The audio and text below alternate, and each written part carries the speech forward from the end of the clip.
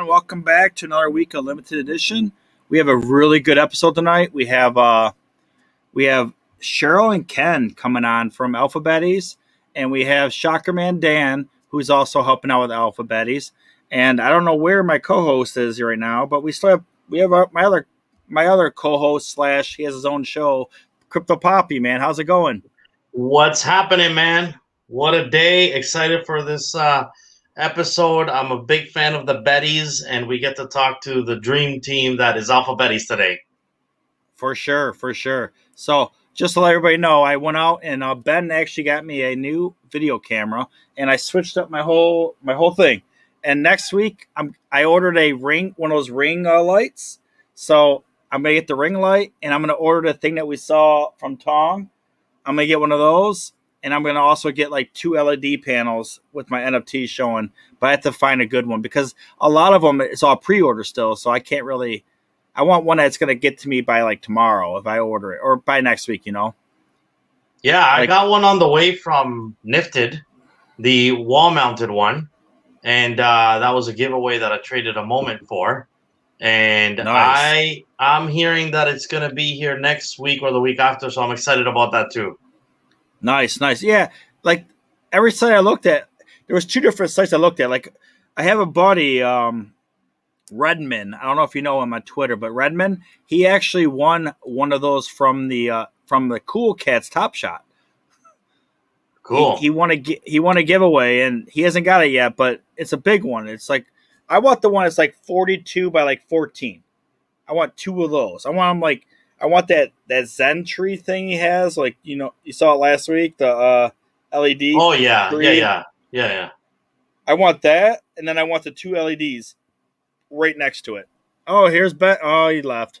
So what's new, man? What you been buying before we bring in the guest? Let me hear about your week, man. Bro, it's today was a really good day for ETH. It like absolutely bonkers. Long overdue. I think every single person in the NFT space believed a day like today was coming for ETH, a day where it would separate itself in many ways from Tell Bitcoin. us why. Yeah, tell us why. What happened? What's the big thing that happened today? I know, but you have to tell everybody else. I don't know if this is news driven specifically to today. You can tell me if you heard news, but I didn't hear anything specifically that would catapult ETH the way it did, other than what I've been saying all along is that I just felt that the utility that ETH brings to the table, on top of the fact that we're getting closer and closer to, the next phase of the ETH 2.0 rollout, I've always felt that we're just going to see ETH do this. Potentially up until we actually finalize ETH 2.0. People are just too excited about what's happening and what's going to happen with ETH 2.0. Oh, I mean, today was a big day because ETH usually tracks Bitcoin, and today it did not. Bitcoin actually lost a little value, maybe, but ETH shot up to what's it at right now? It's 3774. That's crazy. Yeah. But I will say anything before anybody I personally divested some of my ETH today because my buddy who's been in crypto for a long time, like you, he told me he expects to go up to 38 and maybe a little bit more, but then he expects to drop back down to 3 and then maybe up to 5 in the next year or so. But that's just what he's saying. That's his predictions. I don't know what's going to happen. He doesn't know what's going to happen. It's all, but whatever. What do you think? Definitely, I straight up don't see ETH at 3. When I look at the chart, the furthest down that it would drop would be like 3,400, 3,300. Really. Well, actually, he said 32, not 3. I'm sorry, he said 32. Yeah, but for me, like there isn't like what we call in charting resistance, like. There isn't much up here for ETH to contend with. Like, there's just not that much history of volume up here. So, I kind of think that ETH is actually going to go and attempt an all-time high over the next couple of weeks. It's ETH can do shenanigans for like a week, like it just did. really boring stuff and just up and down and up and down. But now that it's gotten like a blow off, and for me, here's the thing: so far, like with ETH, when it goes up like this and it gets rejected, it comes down violently, and I mean fast. Like we would have seen something like up to the 3,800s and then just get stomped down right back to 33. And I'm not seeing that, so I'm actually seeing strength, and I honestly don't have a reason to think that it's not going to attempt an all-time high within the next couple of weeks. Yeah, I get that. Hey, Ben, you start talking for a minute. I have to fix this. What up, Ben? I had to fix all this. We're not on Twitch. I had to Twitch on the wrong stream. I had on my NFT God stream and not. All right, It should be fixed now. All right, keep going. Let me see. Yeah, so I mean, it just with Ethereum as a whole, like it not being tied to Bitcoin, right? So that means that if it stays that way, then you have no idea what it'll do, right? Because usually the two are tied together. So 100%. This day, a day like this today is big for people like us. Like we've kind of seen this day coming, and you're absolutely right. Like as soon as it diverges from it, not only is it going to make an all-time high against the U.S. dollar, at some point, it's going to make an all-time high against Bitcoin as well, which that's quickly approaching the way that ETH is moving against BTC. So for sure, I think, not financial advice, that we could see ETH flipping BTC within the next few months. As it should, right? Yeah. I want to have full. You guys just keep talking for a minute. I'm trying to fix this. Let me say this. So because sometimes people may misunderstand me for, like, yeah, sure, I was big on Bitcoin for a long time, and the moment that I started to diversify away from Bitcoin and into coins like ETH and Solana and Cardano, and you go down the list. Oh my God! Wait, you just said Solana. Ken was talking about Solana earlier today, so we have to talk about that with him. We should. I think everybody needs to start paying attention to that one. For sure. But hey, we'll wait for him to come on because he was just talking about just that. So yeah, for sure. But I do see, for me, right? Like the job of Bitcoin, the main purpose of Bitcoin is to someday become a stable currency, a currency that people can trust, they can transact with, governments can use, which we're already seeing all over South America, governments starting to approve Bitcoin. Right? And so as a person who likes money, like it's amazing to have Bitcoin as a stable currency someday, but that's just not where I see where I'm going to make the most money. And so I'm going to follow what I think is going to pump. Like, that's what I want to do. I want to make the most money that I can. And I hope that Bitcoin reaches its goal, because with Bitcoin reaching the goal of becoming a stable currency and everybody approving of the currency, it actually is only going to elevate some of these other coins that we're invested in. It legitimizes the rest of the coins. So I'll have Bitcoin from time to time, and someday we can use it to transact on a daily basis. I'll sure own it. But I really do feel like it just needs to basically become a stable currency for it to become legit. So I have a question for you. You come from crypto background for sure. I mean, that's your whole name. What do you feel is the correct way to gauge people that are in NFTs to buy crypto now? I mean, what do we actually look for? I mean, I see a lot of people from DeFi and everybody from crypto coming over to NFTs to diversify. But if I want to diversify back into crypto, what should I be looking for, and what sites, like anything? Just give me guidance on that, please. You should actually. Might not be a bad time to buy some Bitcoin and diversify into Bitcoin when something like this is pumped so hard, right?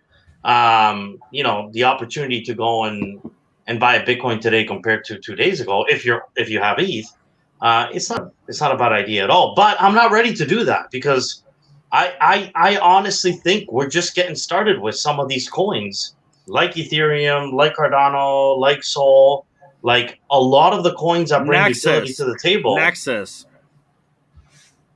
Oh man, I don't know Nexus. I know it all too well, only because my buddy talks about it all the time. Nexus is basically going to become the first decentralized exchange. So basically, instead of you doing like if you're on Binance, you sell the Binance, and then the other guy buys from Binance, and they're a middle person. Decentralized is where basically peer to peer anonymously, and there's nobody in the middle. Nobody has it out yet. I know a lot of people say they do, but nobody has it out. Uniswap's the closest you can get to that, but Uniswap's not an exchange. So they are going to be coming out with their first basically decentralized exchange. They're going to be Binance, but decentralized. So it's all going to be like Binance peer to peer. Bring your buddy on. Why don't we talk to him? I would love to talk to him because I would argue that there are lots of decentralized exchanges today, and I'd love to know. I'm sure he's bringing something unique to the table, and I'd love to know more about what Nexus does. Yeah, hey Ben, you just asked me. I don't know how to. I can't give you guys the authority to talk to people. Like Crypto Poppy ran this on his show. StreamYard doesn't allow that. Like if I were to be just on Twitch or just on YouTube, I think you could, but through StreamYard you're not allowed. So hey, you almost have to pull it up separately if you want to respond to anyone. Yeah, you could probably go into one of the two, and you could probably do it that way. All right. So let's bring on our guest. I got Cheryl, Ken, and Dan. Shocker Man Dan. Let's talk some AlphaBetty Doodles. Like this, I love this project. I'll just say one thing, just to introduce myself to this whole thing of how I even reached out to them. It was actually Ben that told me to reach out to him. He gave me the idea. I was like, that's a great idea, because when Ken, Malibu Ken, is how I know him. I knew him as he created this whole thing where like you buy a LeBron James NFT, and if you buy it from him, you could choose any person you want in the whole world or anything in the whole world, and he'll make 5 of them and give you 3. And basically, it's really cool art. He does like brush style art on top of a picture, and that's how I met him. And I bought like 3, I think 2 or 3 when I first found out about it in Squanchland. And Dingaling had already bought like I think 20, and there was 50 total. So I got in there, and I love the project so much. I helped the guy. I set up his whole Discord for him, and I got it rolling for him. And then he kind of got used to everything going on, and now he's running it all himself. And then now he's helping his wife run AlphaBetty. So let's bring him on. Here we go. Welcome to the show. Everyone. How are you doing? Hey there. Hey guys. Hi. Hey, it's really, really cool to put a face to that voice with Ken, man. How you doing, Ken? Yeah, pretty good. Pretty good, thanks. I'm going to talk to you for... Before, have you, God? We never actually done it face-to-face.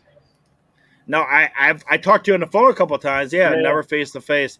But I'm going to talk to you first because I actually known you the longest out of the group. And I think I was like probably 4 months now we started talking and getting your stuff going. How you been, man? You're from England, right? Yeah, from the UK. Yeah? Down on the South Coast. Did you go see the tennis match? No. As we said earlier, we did have a conversation earlier. This is all good people here, so let's chat, man. Introduce yourselves. Let's introduce his wife.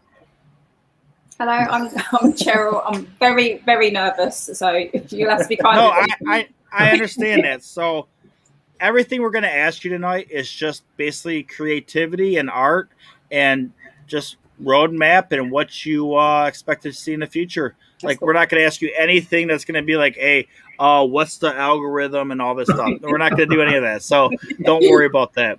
Just introduce yourself. Just tell us a little bit about yourself and how you actually came upon this idea, and give us a little background.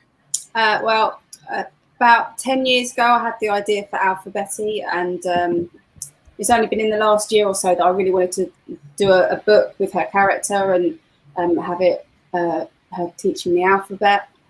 So yeah. You took a while, didn't you, with your art? You didn't have the most amount of confidence with your art for No. a little while because you had the character in your head. Yeah. But I remember, like, she always would mention it to me and the kids, but it took you a while. Come on, do it. When Cheryl brought a Wacom, that was the turning point. and then everything kind of like, you know, she started doing more art and got a lot more confidence. Hey, everybody loves the AlphaBetties. Like, you need to grow up that confidence. Like, you had Des Bryant. Yeah, definitely. Well, you had Des Bryant today post. Like, he I know, posted a it's crazy. Twitter thing about it. And as I told Ken earlier, like, I love Des Bryant. A lot of people they didn't like the guy, but I love him because he was a genuine, awesome football player and a great entertainer. Like, everybody here, you guys ever watch football? Like, remember when he jumped inside that pot? Like, that was the coolest thing I've ever seen. Ben, you know what I'm talking about, right? Yeah. So And I'll when tell he- you what, I saw that. Even Von Miller was, I think in his collection, the most things that he has is AlphaBetties. Really? Yeah. Wow. Yeah, That's he got a lot of he Betty. came in on our lawn. Such a legend. all right. We'll come back to you in 1 minute, Cheryl. Shocker Dan, introduce yourself. Or Shocker Hey, Man guys Dan, and I'm sorry. gals. Shocker Man Dan. So funny enough, I think all of us kind of our paths intersected at the same time. Ken's, yours NFT God, Crypto Poppies with Dingo's Babies, and getting into this Watchland Top Chat Hour Discord. Because I think NFT, if you go back through our conversations, I want to say the first one that we've ever had in DMs on Discord is talking about which commissions we're going to have for Ken's art.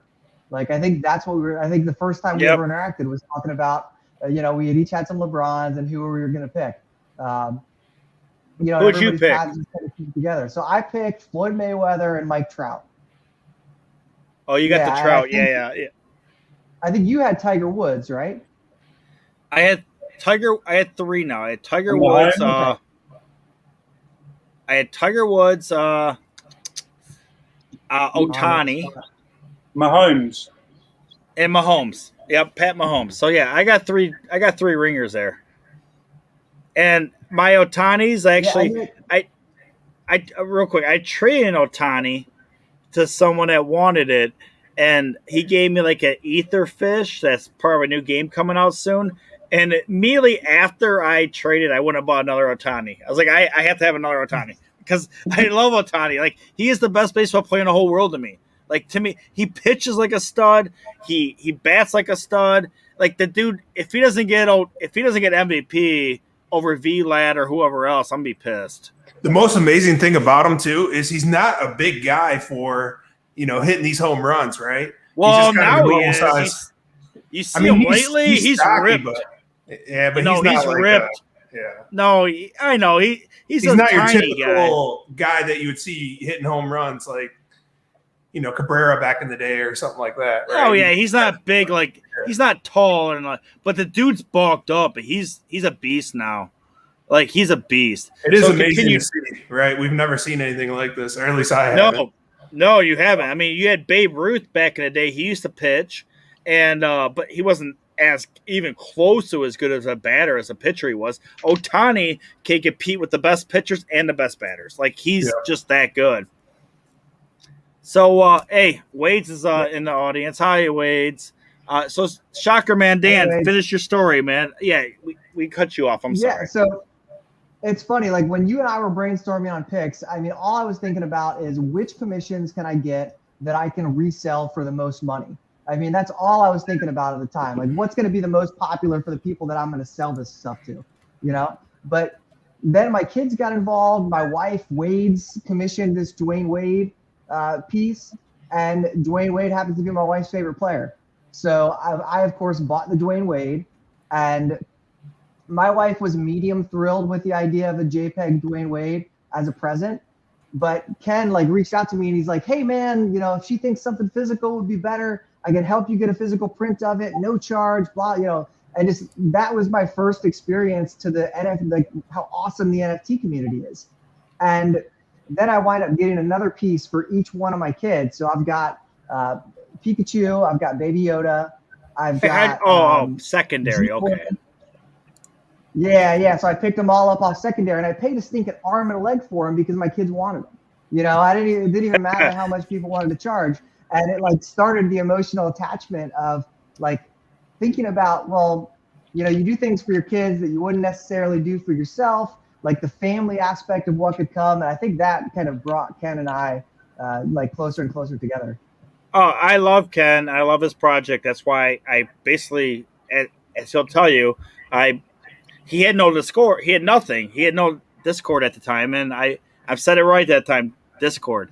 He didn't even have a Discord. I'm like, all right, I'll fix this up for you, and let's do this. And I got that, and I brought NFTs Anonymous, and I brought what's his other name? Shadow Fox. Yeah, that guy. He's a whiz kid, man. That guy, man, he's super like Discord friendly. Like that guy just set the stuff up nice. Yeah. I learned a lot from that guy. Like I built like 3-4 more other Discords after that, and that guy gave me a lot of great advice. So to get to the next step, I'm going to show the screen right here. I want to show you. I'm sure everybody in here knows who AlphaBetties are by now, but I'll share it anyway. Let me go. Yeah, we're happy to see more. Oh, dude, I love these things. They're so cute. Like, that's the thing when I go, like, when I buy NFTs, I like to look for something that's cute. Because, like, I see a lot of these things that come out, and they're like, nobody wants it. I don't really like the zombie one. Like, when you see these NFTs, like, zombies with, like, pieces cut out of their face, that's not mine. That's not my bag, I guess I would say. So, yeah, let's go through these things. Like, look at these. They're pretty cool. So, what was the inspiration for these? I think my first inspiration was probably, have you heard of Miffy? She's like a cute bunny rabbit character. I grew up on Miffy, and she started off with a storybook, and she's now quite a big brand and appeals to not just kids but adults as well. So I wanted to do something really cute and family friendly and bright and colourful. Yeah. Ooh, yeah, the Bitcoin. I like these. They're very cute. Like, Yeah, as I said, I really like that scribble background. And what I like is that, everyone has a different favourite. It's either you've got the lightsabers or do people just like the colour combinations. Yeah. So it appeals to lots of different people, different ones, not just the ones that are quite rare, which is quite nice. Yeah, I think one of the different things with this that I noticed when we started putting it together is there's lots and lots of different backgrounds, which you don't normally get. Like you guys know probably more than I do, but you normally only get maybe like a handful of different backgrounds. But this has got maybe more backgrounds than other traits, which we really like that element of it. Yeah, not only do you have different backgrounds, but like that one in particular, like that background. Like it's stunning. Like you've honestly managed to create stunning art out of a background that isn't overwhelming, because in some ways the projects that have tried to do backgrounds, Bulls on the Block comes to mind, right? Like it can sometimes be a little bit jarring and overwhelming, and you've managed to like just bring the perfect combination of background while still looking like art. And I know I'm pretty sure I've tweeted this. I would take that as a wallpaper in my bathroom. So I'm looking at this one. This is your highest sale right now. What makes that one so unique? Aside from the rarity, like what made you make? Did you make this one yourself, or was it put together by a program? Oh no, I made that. Yeah. So with the book, it's about the alphabet, so we wanted the special ones that they're holding the letter, and obviously it's got to be gold, isn't it? So. Gold's the way to go. So this is N. There's only one N, I'm guessing, right? Yep. Yeah. There's one of each letter, I believe, right? Yeah. There's so only there's one something else N. to it. Oh, and so unless Cheryl, you wanted to add anything, but I mean, there's something else to it that's really cool to me. Yeah, go for that. There's a physical book, right? So AlphaBetty Doodles is a book. You can get it on Amazon, and my kids love the book. My 3-year-old likes flipping through the book, but my 5-year-old will actually like interact and read the book. And he can't read, but he knows what's on the page, and he can use context clues to kind of read through it. and sound it out, which is really cool.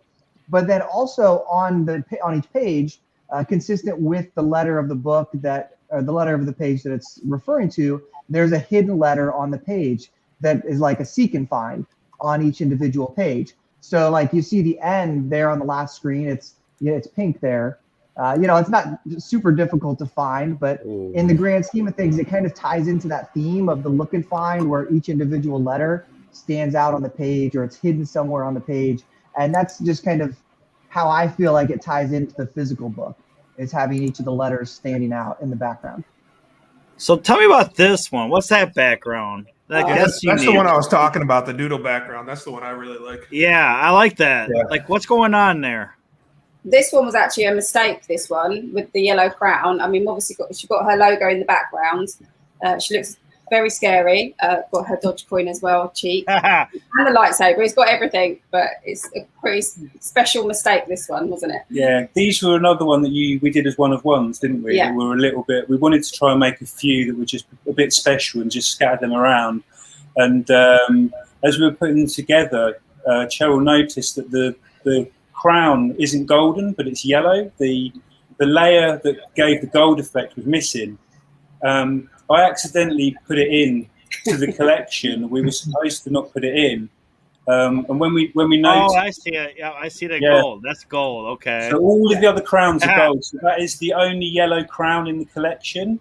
And I think it was actually Dan who spotted it. And we brought it back because we didn't want the person who picked it up to feel like they'd picked up a mistake. And then we put it up for a community vote where we're going to either burn it or put it for an auction. And we thought, it's so rare. It came out as the rarest non-gold lettered one in the whole collection. Yeah. And we thought, why not put it up for auction and see what happens? And I think we raised about 4.5 ETH, something like that. And it was more. Yeah. It was a good price. It was 3 point. That's a lot of money. 3.2 times. Oh yeah. No, the other one was 4.5. Yeah, I think it was like 4.35 or something like that. 4.5. Yeah, 4.5. 4.5. No, 4.63. Yeah. So we took that and we gave pretty much all of it to teachers in Donors Choose. Oh, you donated? Awesome. You donated it all? Yeah. Oh, that's 100%. So awesome. That's so awesome. I love that. So you say teachers, like why teachers? It goes with the whole teaching children and the education, which is quite important for us. Well, no, but you should tell us more about that. Like I meant to say that. Tell us more about the teaching career. The teaching career. No, you're not a teacher, but I'm not a teacher. One of the big things that we wanted to do. This was I'm just trying to dig in on her background a little bit. It's fine. I'm trying to be really easy because I know she's nervous. So I just want to know why did you pick teachers? You tell them about it. Why did you choose it for Middle Street? Well, yeah, because for one of the first charities I wanted to donate to was my children's primary school, and there's been a lot of around the UK government funding issues, so they're all quite struggling. So I wanted to, as a thank you to them, that's where I wanted to give some money to. And, it all fits with the whole AlphaBetty brand about learning and the alphabet. And we thought the being charitable around teachers and education was a really good idea. That's awesome. I love teachers. My sister's a teacher, and I support her 100%. And it really stinks because starting off as a teacher, in the United States at least, you don't make much money. Like, it's kind of bad. Like, my sister actually has to pay for her own school supplies, and hopefully she gets reimbursed later. Yeah. Like, that's how bad it is. Right. That's always with Donors Choose, all these teachers, asking for things that, basic stuff like desks or writing equipment, and you're wondering, why are these schools struggling for this? So it's a shame that the funding isn't there for them, and that they have to go to places like that. So it's great for us to be able to help in a little way. No, that's awesome. That's awesome. I'm not gonna intervene on your guys' stuff, but I just want to say one thing about the Kangaroo Crew is we're gonna do a lot of charity, and it's a different kind of charity. And we're gonna do like a 5 of 5 type thing where we're gonna give away we're gonna auction off 5 of the roos, and 50% will go towards the winner's charity of their choice. So I'm all about charity. I have to ask this question though because somebody brought it up. Dan. Oh, that's true. Yeah. That's true as well. That's one of our mods. So the best jokes are the ones you have to explain, right? So I'm wearing this green hat to mess with NFT God because when I was on with Plunge Father like a week or two ago, I got off, and the first thing that NFT did was he made fun of my performance in some way, shape, or form. I forget what it was. It was all just constructive criticism. Either way, he had some sort of dig, and I wanted to be an asshole back. And my son had walked in while NFT was talking to Plunge and said, "What's that dude's hat?" And I twisted that and said, "I don't care, man. My son said your hat sucks." And now this is my sucky fun Rue hat here. This is supposed to get as my leprechaun gear. Yeah, I got a hat over there, but they all made. Yeah, your son made fun of my hat. Like, come on. If I could find this, there's actually, that I told you this on this Discord that there's a line in that book by Dr. Seuss called "Go Dog Go," and it's called that's the name of the book. And there's a scene, or they say it's like 3 times throughout the book. And a dog walks up to a girl dog. A boy dog walks up to a girl dog. It's like, "Do you like my hat?" She's like, "I do not like your hat." And he's like, "Oh, all right, good day." She's like, "Good day, sir." And they just walk away. And they do this like 3 times. And at the end, she does like his hat. Like, so maybe your son will like my hat on the 3rd time. Maybe. You guys can make so he's got like 20,000 TikTok followers. You guys can make a TikTok of Go Dog Go. I'll connect y'all. He legit has like 18 to 20,000 TikTok followers. Wait, how old's your kid? How's he have that many followers? He's 15. So he's a much better person than me. His TikTok is like explain, and I'm a decent human, but he's better than me. His TikTok is explaining like Bible verses and things like that in his TikTok, and a couple of them just went viral, and now he's picked up just a ton of followers. He's transitioned to TikToking himself, working out with his shirt off and stuff now, but he weaves the Bible in there quite a bit as well. Oh, wow. Okay. So I found a picture. Let me share it. Just because I read this damn book to my kids so many times when they were young. Like I can't even count. And me and my wife used to always joke with each other. Like, we'd be like, "I don't like your hat." Like, regardless of anything, that was like our go-to. We just like, "I don't like your hat." Okay. Good day. Here we go. Do you see it? Look at that. Mm-hmm.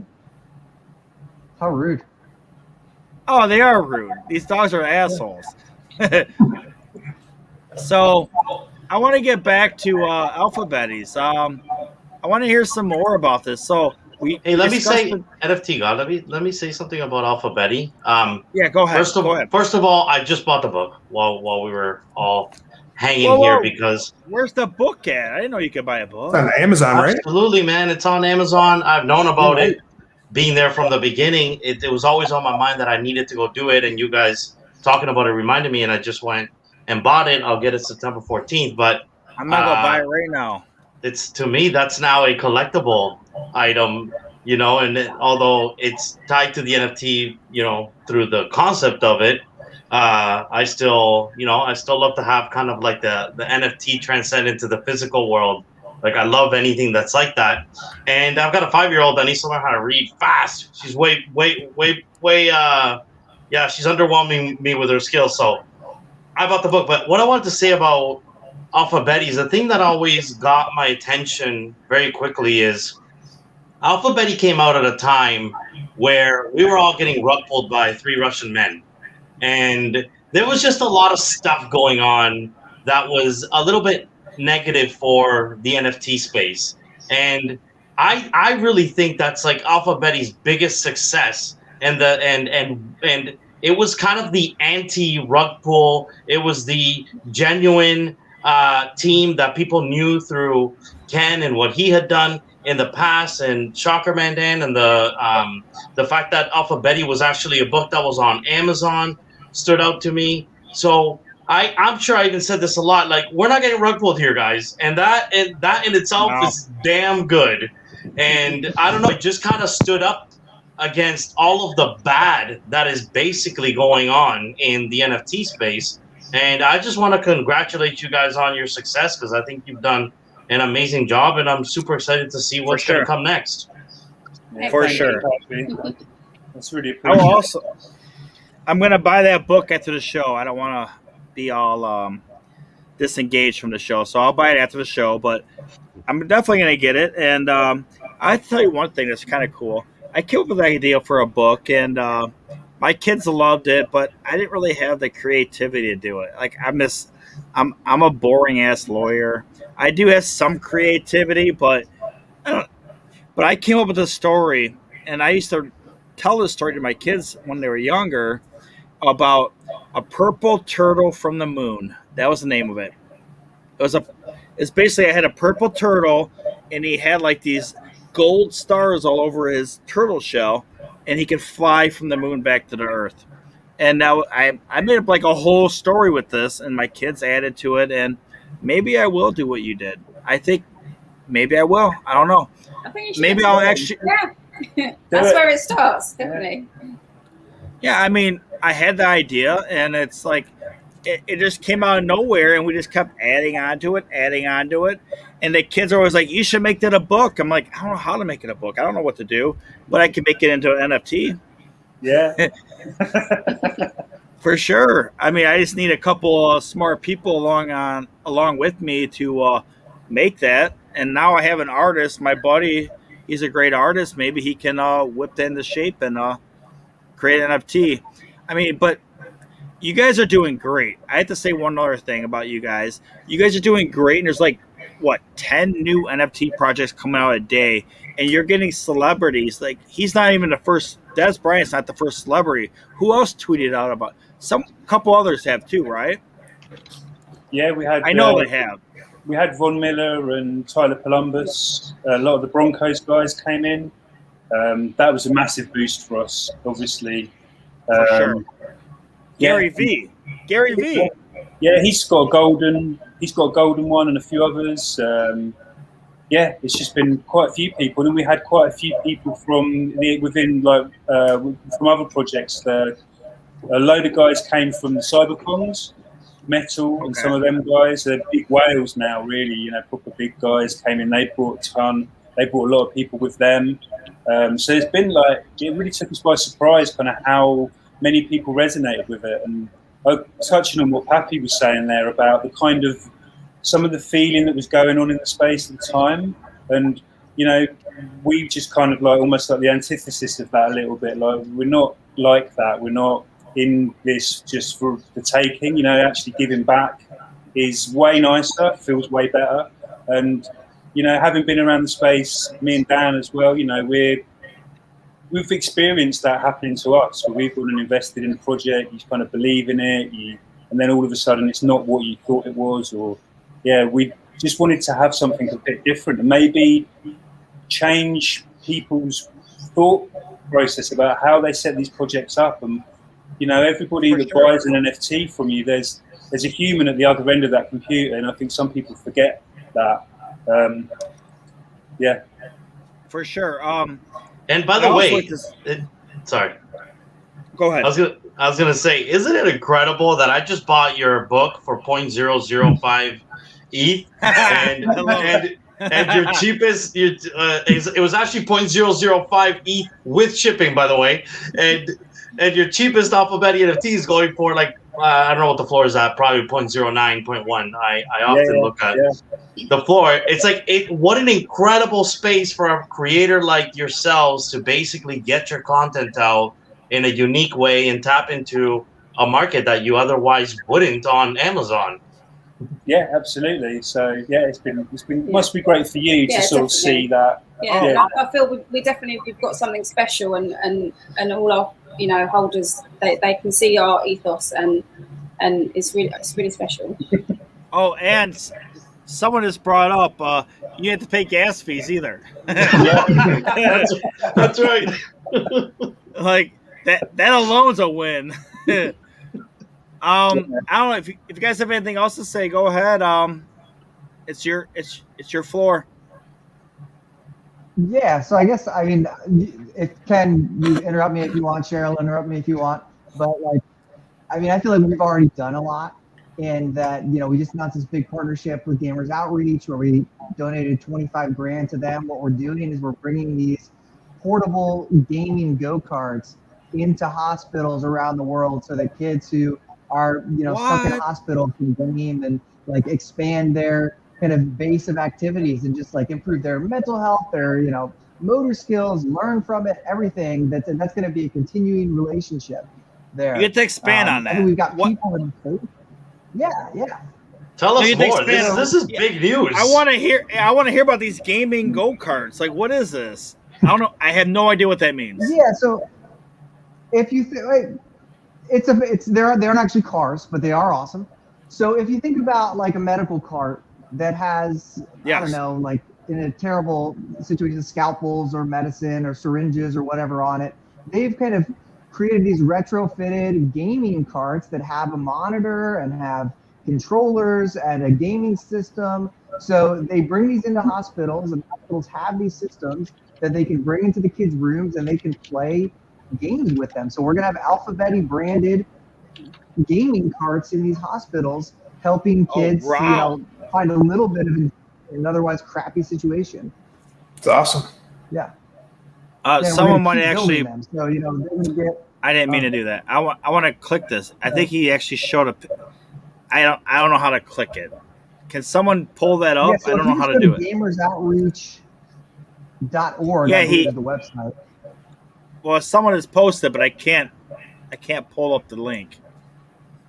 Gamers Outlet or Gamers Outreach. Yeah, and I want to see what this looks like. So they're partnered with 100 Thieves. They're partnered with Microsoft and Take-Two, who's the 2K sports company. So it's a big wow, that's pretty sweet. I never seen it. I never heard of this. What? It's up on my screen there at the bottom if you want. All right, there we go. Yeah, very cool. Yeah, man, that's awesome.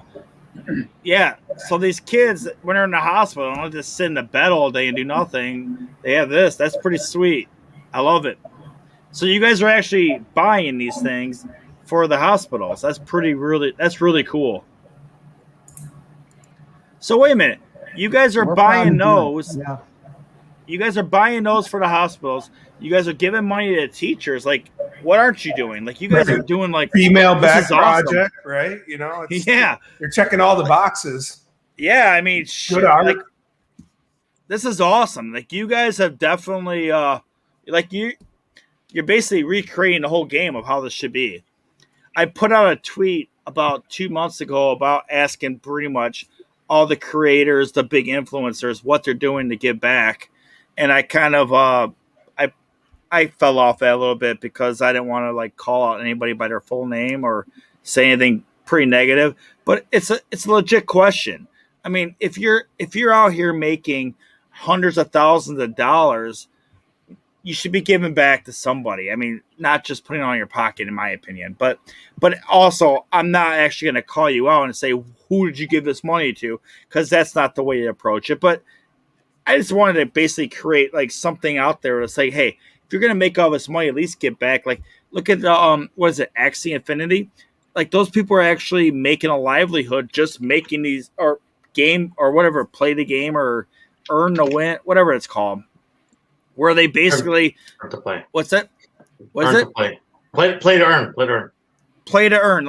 And they're getting supported or getting I don't do Axie, so I don't even know how that works. But people are basically promoting these people or giving them money to make their teams better, and they're actually making real money in situations where they would never make any money, right? Is that how it's going? With Axie, yeah, as far as I've looked into that a little bit, and I think the whole play to earn is going to be probably one of the biggest use cases for the NFT environment. I think it's going to be the ecosystem's been there for maybe 10 years, where you have people who like to play the game, but it takes a long time maybe to grind for certain items in a game. You know, you're busy with work, you don't have an awful lot of time, but then there's other people that have a lot of spare time, they can grind that stuff. Yeah. So if you can grind the stuff, maybe you have a spare item, you can sell that to somebody in-game with in-game currency. This kind of thing's been going on for a while, but what you can't really do is take that currency out of the game. You can put real fiat into a game and create currency, but you can never really take it out. So all that money ends up going to the dev or the large company. And I think this is going to be these kind of indie games that are coming out at the moment is going to really change the landscape for gaming. It's like World of Warcraft. Like, I actually like that game is. Oh, I used to actually play a lot, and my wife got into it. It's really funny because I'd be at work and she'd be at home grinding, getting both our ratings up and everything, our ranks, and they banned my account because I bought like a bunch of stuff off somebody that I needed to basically grind better, and they banned my account. But I'm glad that game doesn't. Like, you need to have where people will spend all day doing the work that you don't want to do and you just gladly pay for. Like, I don't have time to go shear a bunch of sheep and get their wool to make a damn whatever I want to make. But they do, and they make money off it. It should be rewarded, and that's awesome. It's awesome for that, and I hope a lot of stuff becomes like that in the future. Because I think it's good. Oh wait. All right, send me the website to that, the coloring book plug. Oh, so I just wanted to say that in case my internet spazzed, because my internet is miserable right now. But anyway, so we've got the Gamers Outreach thing. Clearly, you know, we're working on some other connections and avenues and partnerships for AlphaBetty, but tomorrow is the deadline for our coloring book snapshot that we're releasing. So Unique Wallets holding an AlphaBetty Doodles. As of tomorrow, we're taking the snapshot between 3 p.m. and 7 p.m. Eastern tomorrow. We'll receive an AlphaBetty Doodles coloring book that we think is going to be. Do I get multiple? Do I get multiple? Each wallet will get one. So I have to spread out between all my wallets. Okay. Use that information as you may. Each wallet will get one. Right. All right. Well, I got screwed on something yesterday because I had them all in one wallet and they said one per wallet. So thank you for that. I'm going to spread them out. You do you. We're not going to stop you from doing that. So yeah, if that's something that you want to take that strategy, you will receive multiple coloring books. But like we're working with House Akiba on a collaboration as part of the coloring book. We've got some, I think, exciting activities that I tried to build, and Cheryl and Ken quickly reminded me that I'm not an author or an artist, and all my stuff sucks, and they made it better. But it's really cool. I like it. I'm excited about it. I think everybody's going to be excited on what they get when the coloring books are released. Hey, Wade, I am taking notes, Wade. I wrote that down. After I got the show, I have to go. I have like 10 of those things, and I have like 12 accounts. So, yes, I'm going to get a lot of coloring books. Don't forget the gas. Yeah, it'd be cool to pull the cover up if you were able to go onto Twitter. Yeah, it looks really cool. Really cool. Oh, for sure. As I said, man, I love this project. I'll say this, no ad, because it's not an ad. Ken actually gave me 2 free AlphaBetties for the work I did on his other project, and I went out and I bought a bunch more because I love the project that much. Oh, thank you, man. I had to give you a little thank you for all your help. You know, waking up that morning with the Discord server all done. Yeah, I won't never. That was forget awesome. That. You love that, right? Yeah. He had. I don't even know how to explain. He had nothing. It was just like, hey, do you want a server? Do you want this? And he woke up, and I think you had like 600 people following in that server. There was a lot of people in there. It was mostly Squanch land, but still, you had you had a lot of people in there, and you had like 3 moderators too. Like, it was pretty crazy. Yeah. Hey, I try my best, man. Like, I know I got too busy to keep going, but you're doing a great job with it now. Yeah, thanks, man. Like I say, I'll always appreciate that. That won't never be forgotten. Oh yeah, I love the project. I had I like the project. And I liked you, so that's why I did it for sure. I'm gonna take a rest break, so you guys should talk for a minute. So, do you guys have plans for a second book? I'd like to do a second book, yeah, and we've also been thinking maybe, you know, an animation kind of thing, because Housekeeper did a great animation for our front cover, and it looks really good, and I think it would work well for AlphaBetty, something like that. So get her on TV. So now that you've done a book and you've done an NFT, does your strategy for the second book maybe change? Being exposed to NFTs now and the success there, and you know, would you plan on maybe doing some kind of integration between the two? Kind of like I didn't get in on it. I know Gary Vee just did something where people were buying like 30 of his books. Yeah, so you buy 12 and you get a free NFT, right? Right. It's a way to get on the bestsellers list, I guess. What are your thoughts on that? We had thought about the possibility of making the next story more related to the crypto space, to maybe try and start to explain some of the basics of the crypto world, and to try and bring that, you know, like you say, bring the two things together a little bit more. Almost bring the use some education on the crypto side of things. Yeah, that's awesome. A little bit as well. Yeah, for sure. You know, just to kind of get it out there, I think as we're seeing more and more mainstream adoption, you know, it makes sense to try and, you know, to start people early adoption, and to sort of get some of the terminologies and words out there that, you know, without it feeling sort of too scary or too jargon driven, you know. And so that's the sort of the possible angle that we've discussed to do for another book, for sure. I love that. Yeah. To be clear, and Cheryl, I guess is a better question, you know, this would be the second AlphaBetty book, but it would be your third book. Is that right? Yeah. Right. So there's two physical books that exist right now.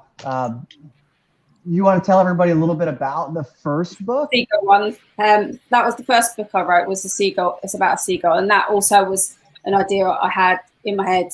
And my children kept saying to me, "Oh, you should really write a book about that." So I did. And for that one, I didn't do the illustrations for that one because I didn't have the confidence. But with AlphaBetty, you know, I did the whole thing, and that's why I'm really proud of that one.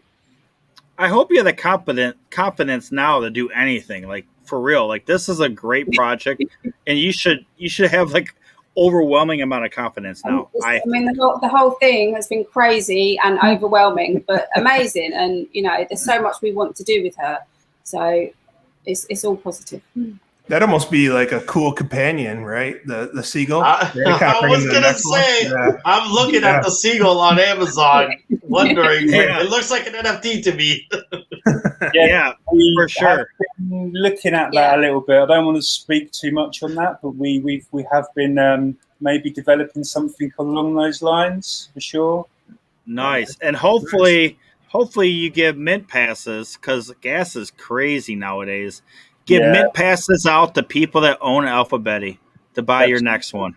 And then you don't have these gas wars, and it's nuts. I mean, just for me to put money on Zed Run today, I put like $600 on Zed Run. It cost me like $89. Like, come on, like $89 to put $600 on there just to do a breed. Oh, if you want to take it out, that's wild. It's the same way out too, right? Yeah, it is the same way, because you have there's no other way to get it out than to do the same thing that you did to get it in. So yeah, and it takes like a half hour too. Like, come on, man! If I'm gonna pay $100, at least make it fast. Like, you know, guys, when Ethereum is pumping hard like this, on days like this, I am not very active. You can't be. It's too much. It's much better to just chill and relax. It is. Oh, for sure it is, because I mean, it's just too much money, man. It's way too much money to do anything, and I mean, it's gonna be like that as long as ETH is up this high. I mean, ETH at the highest amount, and it makes you kind of want to go to Matic, but I mean, Matic just has its flaws too. Like it was out for like what all last week, pretty much.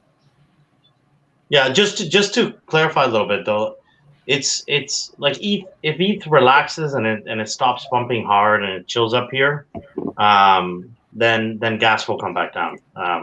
But when everybody's buying ETH, like clearly everybody was doing today, that'll drive the gas prices up. So you need it to stabilize and just chill a little bit. Well, if you're liquid, you're a happy camper, right?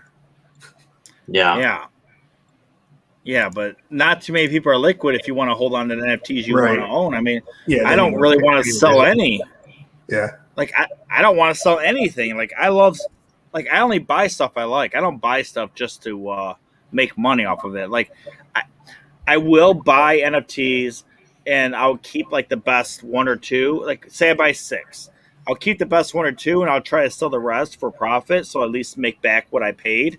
But I don't ever buy anything saying if this goes to 0, I'm going to lose my rent. And I also don't say if this goes to, I just don't do that. I look at the stuff that I want to buy, and that's just how I go. I don't know. I'm sure a lot of people do that, but there's other people that are just like the rent seekers. They're just like trying to buy the flip immediately. I do it all. I feel like it's smart to take out your initial investment, though, out of any, like if you're profitable to a certain point, take out your initial investment, then, just do whatever you want at that point, right? Because the risk is almost taken out. No, for sure. I mean, that's my strategy. Yeah, I don't know. I sold an ape at 8 to take out my initial investment, and I wish I could control Z that one. The question is, what did you do with that 8? That's really the question, right? I withdrew it. Oh, you took it out? Yeah. So, I mean, that was like my take out my whole, like, get into NFTs investment, and everything else was play money from there. And, I've done pretty well, but to have I traded the 80 for the 8 back, and it was a nice ape too. Before we get into this question, I want Dan to talk. If you feel comfortable, you want to talk about your big sale today? Oh, yeah. Yeah, so I'm more liquid than I was. And, I mean, I'll plug a project that has made me some money today and that I still love, which is Blitmap, Blitmap. So I sold a picture of an eyeball today for 1.5 ETH. So roughly 80 grand or so. So gross. So gross. For 0.1 in May.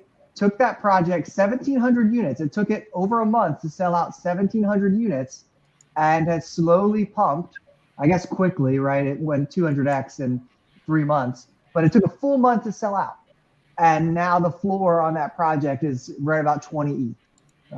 That's so gross. G Hoff is the guy's Twitter, the same guy that does the loot for adventures. He's just got a cult following, a following that has the ETH to spend. And I mean, I'm holding on. It'll have to double. The floor will have to double for me to sell one of my other 4, I think, at this point, because I believe in the guy. I believe in the community, like kind of similar to AlphaBetty. It's one that I'm emotionally attached to. All right. So here's a question for Cheryl and Ken. Can you read that? Did the success of AlphaBetty exceed your expectations? Yes. I mean, we always believed we had something special, and absolutely. Yeah, I just think the kind of people who came in early was what exceeded our expectations. We knew we had something cool. We knew it was very niche, and I was a little bit unsure at first because I thought maybe we were a bit too niche. But because we had something tangible already built in the real world that we're pulling in, that kind of gave me more confidence from my perspective. What I like is that a lot of people are buying their first NFT, and AlphaBetty is their first NFT. Yeah, there's been loads. Awesome. There's been tons of people like that, and that's really cool that people are, people see something in that to actually take that leap into the NFT space. A lot of guys obviously coming from the Top Shot community that have been in there, and this is it's really cool to see. There's been a huge amount of people that said it's their first NFT in the space. So. That's great to hear. Yeah, absolutely. Yeah, and it's also one that my kids relate to. Like They each have their own Betty, and my wife has her own Betty too, and I got my own that are untouchable. And when I show them their Bettys, they just get it. They just love it, right? And there's something to be said for kids understanding, what you're selling. I think it's a big benefit. Yeah, absolutely. For sure. Cool. Yeah, I think that brought a smile to all of our faces, Poppy. That's awesome. Yeah. My kids are the same way. No, it's really great when someone is their first NFT, buys something from your thing, and that you're a legit company, not like I don't want to say any names, but Boneheads. Like, what happened there? Come on, like they're like, we don't like what's going on, so we're gonna leave for the weekend. Bye. Like, come on, man. Like, you guys have kept it real. Did they come back? I don't even know, man. I left the server. It like once they said they're leaving for the weekend with their $3.1 million and not answering questions, I left. That's just rude, yeah. That's what we're saying. Everybody that brought an NFT, everyone that brought an NFT, that's a real person that's put real money or real Ethereum into it. It's just rude. And they spent 0.1 ETH on it, and the royalties are 10%. Like, come on, man. Like, that's such a scam. Like, we're out to bet. I don't know. Honestly, I didn't buy into it, but Jason Squanching, he just gave me 10 of them. Like, right after, he's like, you can just have these. I don't even care. And he spent an ETH on them. He spent 1 ETH on the 10, and he's like, I don't even want them. And I've been trying to sell them off, but like, I have 4 left. I sold them all for like way, way, way below mint. And I'm going to take all the money and do a big giveaway for the Roo Crew as soon as we launch. So I don't know, man. It just sucks. I mean, projects like that suck. Like, I was in the last month, at least 2 to 3 just total rug pulls where I bought stuff, I brought people into the project, and then the guy's like, oh, I'm out till like at least, I don't know, November. He's like, I'll be back in November. It's like, what do you mean, dude? Like, we just sold off all your stuff for you. And it just sucks when people do that, man. Yeah, so many projects struggle just to sell out in general, right? And some people are really, like, the people behind it are really good, but maybe they just don't have the following.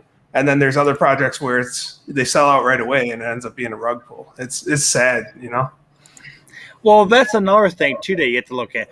A lot of these guys, like, I don't know, in my experience I talk to so many people nowadays that are on Twitter, Discord, whatever, and like, it seems like a Sheldon complex. Like, you ever see Big Bang Theory? Yep.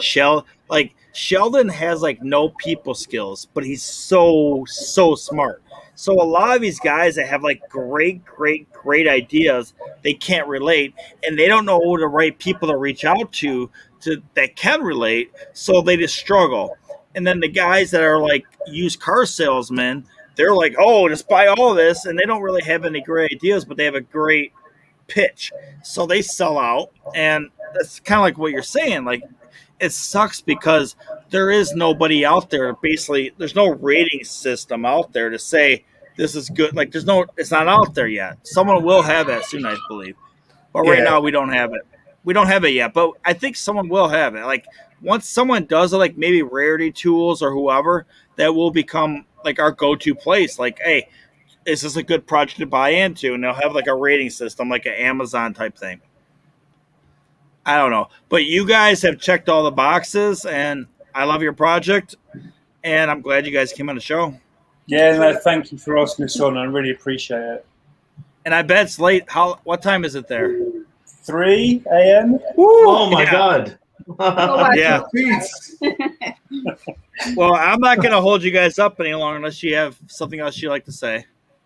No, not really. Other than, just thanks. It's great to achieve the fact with you guys. We, like I say, really appreciate being asked on. And, this really is just the beginning for what we're doing, It's glad to hear that. Just touching on what you were saying there, Ben, I think maybe for some people the end goal is the sellout. The whole build-up, making it, creating it, and it's getting it sold. But there isn't much potential after that, you know. And for us, we realised that actually selling out is just the very beginning of something, you know. That's the confirmation of what you're doing, and they're the platform to go and do more with it. Yeah, and I think I mentioned it last week. Some of the best projects we've seen actually didn't sell out the very first day that they were out, right? Because the community that backed them behind it and some of the utility that you provided within the projects end up selling that project out eventually, and they stay true to their roadmap and everything else. So it's really good to see projects like that succeed. Yeah. Oh, yeah, for sure. We were the same. We had a slow start on launch, and it trickled along for a couple of days, and then more and more people gradually saw it, and then it just sort of that just happened on one crazy night. Yeah. We were up to about 6 a.m, I think, watching it. We couldn't get to sleep. We wanted to make sure we were there on the Discord to talk to people as they were coming in, and it was pretty crazy that night for sure. Now it's Brian's favorite project, right? Yeah. Oh, here, this guy's a big fan. Award Racing. He's a UK. Yeah, thank you, Racing Man. He stayed up all night to watch you guys, so that's pretty cool. That's very cool. And he's a big Zed. He's a big Zed head, man. I've read that name a lot in Zed. Like, he has a lot of he has a good stable, I guess you would say. So, yeah, it's awesome, man. Yeah, I mean, people. I really don't know too many people that are from the UK. I mean, it's you guys and like who Pranksy. Like, what other big people are really from the UK? Like big projects that you know of. I don't really know of any. Like, to me, not big projects. I've met a few artists that have their own projects going on. That some of them are doing really well, but nothing. No 10K ones that I've seen. I've met a few guys from Europe that are doing them, but I don't know. I mean, yeah. I mean, there's honestly, from what I saw, it's pretty much Carlini, but that's Pranks. That's Pranksy's. Yeah, they were buddies and from back in the day. Yeah. It's pretty much Australia and US and Canada too. There's a lot of Canadians that are doing NFTs, but like, I don't know how Australia got they I don't even know what they did, but they're like the entrepreneurs of NFTs. Like, they came so early. Like, how they know about all this, but who knows?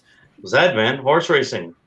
Zed, you have so many different ones, but not even just the projects, just the people. There's so many NFT collectors that are Australian that came in really early and they own all the good stuff. Yeah. Like, it's just like, I think Top Shot had a lot to do with that. I guess I guess the NBA is huge in Australia. Yeah, it is. And India. I met a lot of people from India that were in the Top Shot, like way back in the day. Yeah, I mean, it wasn't a lot, but like just talking to people on my Discords earlier in the day, there was a bunch of people from India. It's like nobody else in my whole community ever heard of NFT, but now we all do Top Shot. Like, I don't know. I mean, it feels like you could go into a pub in Australia and everybody would know what an NFT was, right? If we go into a bar in Michigan or something like that, then half the people in there will have no idea what you're talking about.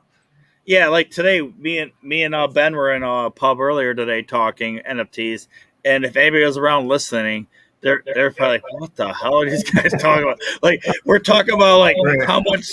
We're like everything we're saying, like how much something costs in ETH, what we bought in ETH. Like, people were like, "What the hell? Are these guys aliens or something?" Like, this is crazy.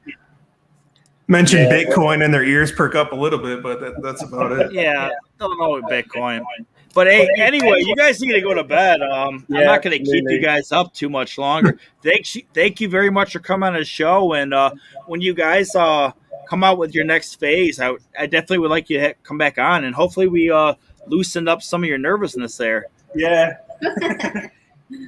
Yeah, great. Really, like I say, really appreciate it. Thanks again, man. You'll take care. Oh yeah, for sure. You guys have a great night, and hopefully you guys take care, guys. Get some sleep. Cheers, bye.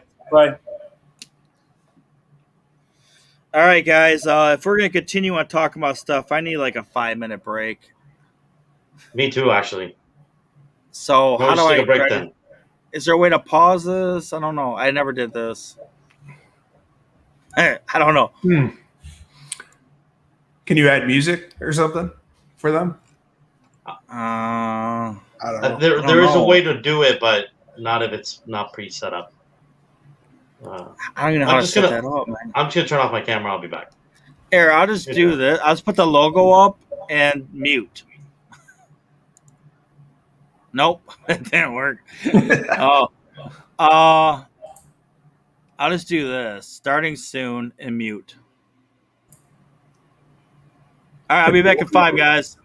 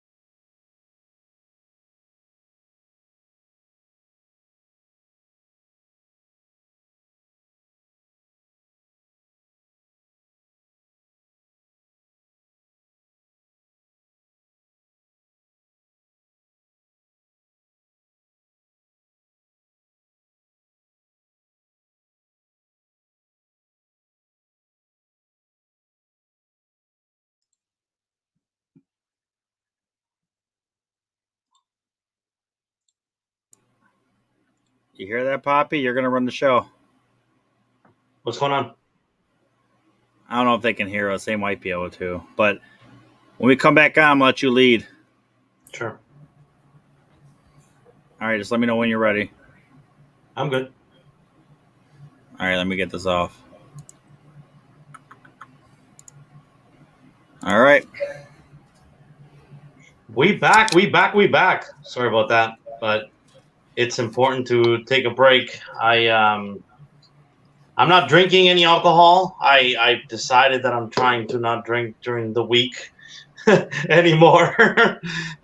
Sleepless nights in NFT space are bad enough, but sleepless nights and hungover mornings are 10 times worse. So I'm drinking water, which is going down too smoothly. Anyways, guys, so look, we had an interesting day. We already talked about ETH mooning and how incredible that was, but there were a lot of people that were locked up with no liquidity in NFTs watching their NFTs go down. And what are your thoughts on this dip that we saw with NFTs today? I'm hearing some people calling the top, and we're in for a dark NFT winter starting today. And I never really think that way. So I'm hearing lots of other people buying the dip as we do. But how are you guys approaching this market based on where it is right now? Let's start with Ben. What are your thoughts? I mean, I think it's probably just some profit taking, right? So some people are seeing it higher than it's ever been, or I mean, maybe it's been higher than this at some point, but recently this is the high. So, everybody wants to take, profit here and there. So they want to take it at the best time. So this is probably it. So if it dips back down a little bit, or, couple days go by, I think we might just see the same market that we've seen before. Gas was extremely high too, so it's difficult to ask somebody to pay, up to $200 just for something that cost $100 or things like that. So that's my thoughts on it, at least. Because if you see activity and you looked at the WETH, a lot of transactions were going through with that, right? Yeah, that's a really interesting point you make, because, if you have something listed, it doesn't cost you gas to go lower. And in some ways, that's not necessarily a great thing in an environment like today, where people can undercut each other without paying gas. It would almost be better if they were forced to pay gas. They may hesitate listing, right? Yeah. And if you're not buying anything, you have no idea that that gas is that high. So all you see is your stuff not selling. Be like, wow, I'm at the lowest price. How is this thing not selling? Right. Yeah, I mean, look, so far, I don't know when the top of the NFT market is. We've been in a bull run for what feels like months now. Yeah. But throughout this entire bull run, we have had those situations where we went up, and then things corrected, and then things got a little bit boring for a couple of weeks. And usually the punks and the apes tend to kind of are the ones that everybody's looking at, and that tend to go a little bit boring. So, I think it's actually a really good sign if we wake up tomorrow and the floor is sort of stable from where it is now. Of course, it's come down quite a bit, right? Like the apes are slow, just underneath 40 ETH now. And I think we might have, anybody know what was the highest we got? Maybe 60 ETH floor? I thought it was 60 right before the drop of the mutants. Yeah. So we're at 36, right? Like, I'm not nervous here. Plus I have liquidity. So if they keep coming down, then, I'm looking at another ape. But, even if it goes down to like a 30 floor, that's okay. Let them get boring there. Let them stabilize. And then, we've got Sotheby's coming up. We've got the Christie's auction coming up. So we've got, quite a bit of exciting news on that front. And they just look, these things just kind of go into this like lull in between announcements by the Bored Ape Yacht Club and the punks, and they just seem to drive a lot of that. So I still think there's going to be lots of opportunities for projects in the meantime, and there is a lot of liquidity out there, that I know. I know a lot of people have a lot more ETH than they ever have, so I presume we're just waiting for the right moment to start spending that ETH. Mm-hmm. Yeah, I think we've seen the mutants drop down lower than they've been since they've launched, right? I think they're under 5 now. So I don't think you could have touched them for under 7 before that, right? Yeah, that surprised me a bit. I think they're being underestimated right now, to be honest. Yeah, I feel like that's one of those ones where you're going to be like, damn, I should have bought one of those mutants when those things were low. Oh, man, you could have bought one for 1 ETH, I thought, right? No, that was the vial. No. Yeah. Well, which gets you a mutant if you had an ape, right? Right.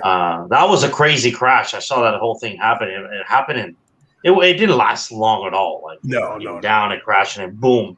I'm kicking myself for not having, taken some. But I actually wasn't all that liquid at the time because my big ape sale happened after that, not before that. So, yeah, I did mint a couple of mutants, and I kind of just held on to them, even though I saw them dropping, and they went back up right away. Yeah, you can't go wrong with anything from apes.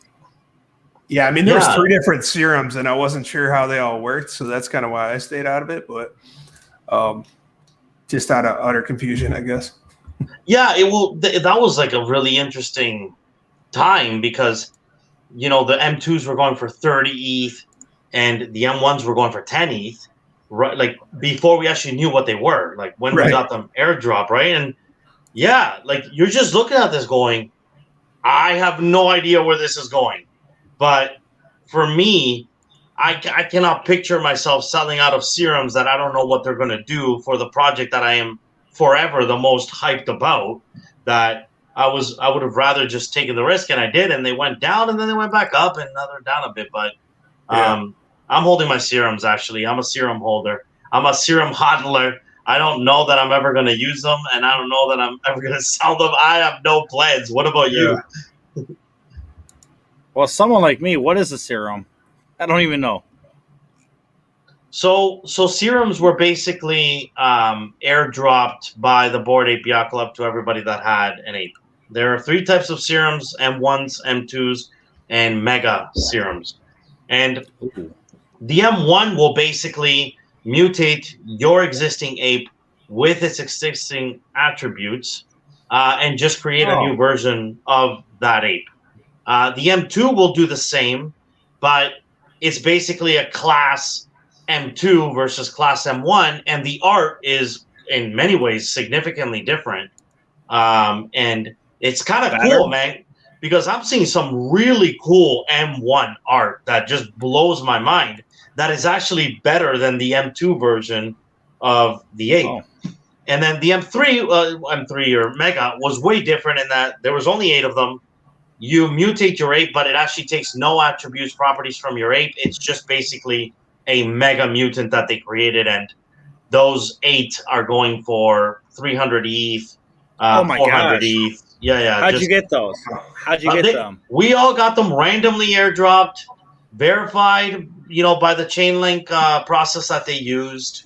And, I got 1 M2 and I got 2 M1s. You have 4 apes? 3. 1 M2 and 2 M1. 1 M2, yeah, and 2 M1s. The really good one that would get you to the 300 ETH. No, man, like that was life changing for anybody who got those. In fact, the moment they were airdropped, Pranksy put in a bid for 100 ETH, and those guys, man, and girls, whoever had them, they were diamond hands, man. They were not selling. They said no. They no. were not selling, man. Wow. Then there was an ETH. Then there was an offer for 256 ETH, and they were still not selling. And I happened to be with one of my boys, and I'm like, dude, I would have taken the 100 at 256. Yeah, right. I'd definitely be taking 256, and they're not selling. And you know what? Good on them, because all of those apes have gone for more than that, from what I've seen. Anyway, I don't think I've seen one sell that cheap. Did anybody not sell? Yeah, I think there might still be people who haven't even. There might be. Here, I'll check right now. There might be one that hasn't been used yet. They don't even know they have it? Like, come on. That would be funny, wouldn't it? Like, what if it gets burned or whatever? Well, it only gets burned when you use it. So there's still 4. There's 4 owners left. Okay. So there's 4 that haven't sold. There is. What I mean, yeah. What if it's somebody that lost their wallet, like lost their seed phrase or whatever, and they don't even get into it? Oh, that would you suck. Imagine that? Yeah. Oh yeah. Oh, that would suck. That would be awful. There is the last one sold for $350, the serum. Wow. And there's a standing offer for $256, and nobody's accepting it. Wow, man, that's so crazy. That's like $1 million. That is $1 million. That's exactly $1 million. Wow. Like for JPEG. I would have sold that immediately at what you said, 100, man. I get that for 100. Pranksy can have it, man. Shit. Isn't $1 million life-changing for someone enough? Yeah. Jesus. Well, wait. What was the whole thing on Twitter about Pranksy, like $1 million or the 100 ETH thing, where he thought he got scammed, but he got the money back? What was that all about? It's an ethical hacker, right? No, what happened? Do you know the story? I guess the guy had hacked Banksy's site, right? And said Banksy's, said it was his first ever NFT. So Pranksy said, well, if it's his first ever NFT, I'm going to buy it. And then bought it for 100 ETH. And then it turned out to not be Banksy's, as he said his website got hacked. But the guy who hacked the site ended up returning the money. So they still don't know if it's Banksy, right? Because Banksy's kind of, it could be because they gave back the money. Well, they had another NFT on Hen that they thought was Banksy, and then it turned out not to be Banksy. Yeah. So, yeah, you never know with that guy, though. You don't know. Like, he's always, like, hidden in the shadows and just spray paints the side of a building and leaves. Or you sell my drawing, then I have something built in that's going to shred half of it. But then even shredded halfway, it's still worth, millions of dollars. So. Oh my God, that guy's he's like the number one artist right now, isn't he? Like in the real world, like who's better than that guy? Like who would you pay more money for a living current artist than Banksy? I don't think anybody. There wouldn't be anybody, yeah. Yeah, I don't think it's anybody. So Pranksy got his money back, just like that hacker that what he scammed. Like what that guy do? He had the largest hack ever for cryptocurrency like last week or 2 weeks ago, and he gave all the money back. Like, what's that about? Do you guys know that story? No, I think with some of these guys, right, they're just exposing the loopholes for fame, but it's anonymous. He's not even famous. Like, nobody even knows who the guy is. Like, which one are you talking about? I mean, not the DeFi hack, right? Is that one? That guy didn't. Maybe that team didn't give their money back. No, it was the largest hack of all time. It just happened like 2 weeks ago. Yeah, no, they didn't give the money back. You're talking about the. No, this guy did. This guy did. Here, I'll look it up. It just happened like 2 weeks ago, and he gave all the money back. Did you guys buy a Pranksy Rock? No. I did. Why? Oh, did you? I just bought one, Yeah. which for me, if I buy one of something, I am like totally bearish on it, and and I'll do it purely because you never freaking know, kind of thing, right? Yeah, that's true. But Right, I don't here even it is. understand what it is or what I bought, and I don't pay attention to it. But it just popped up on my screen, and I thought about it. So what did you guys mint? Any good mints this week, man? I've been so busy at work. I haven't been that active minting. Yeah, man. Me neither. I've been so busy on these damn kangaroos. Here, this is the story.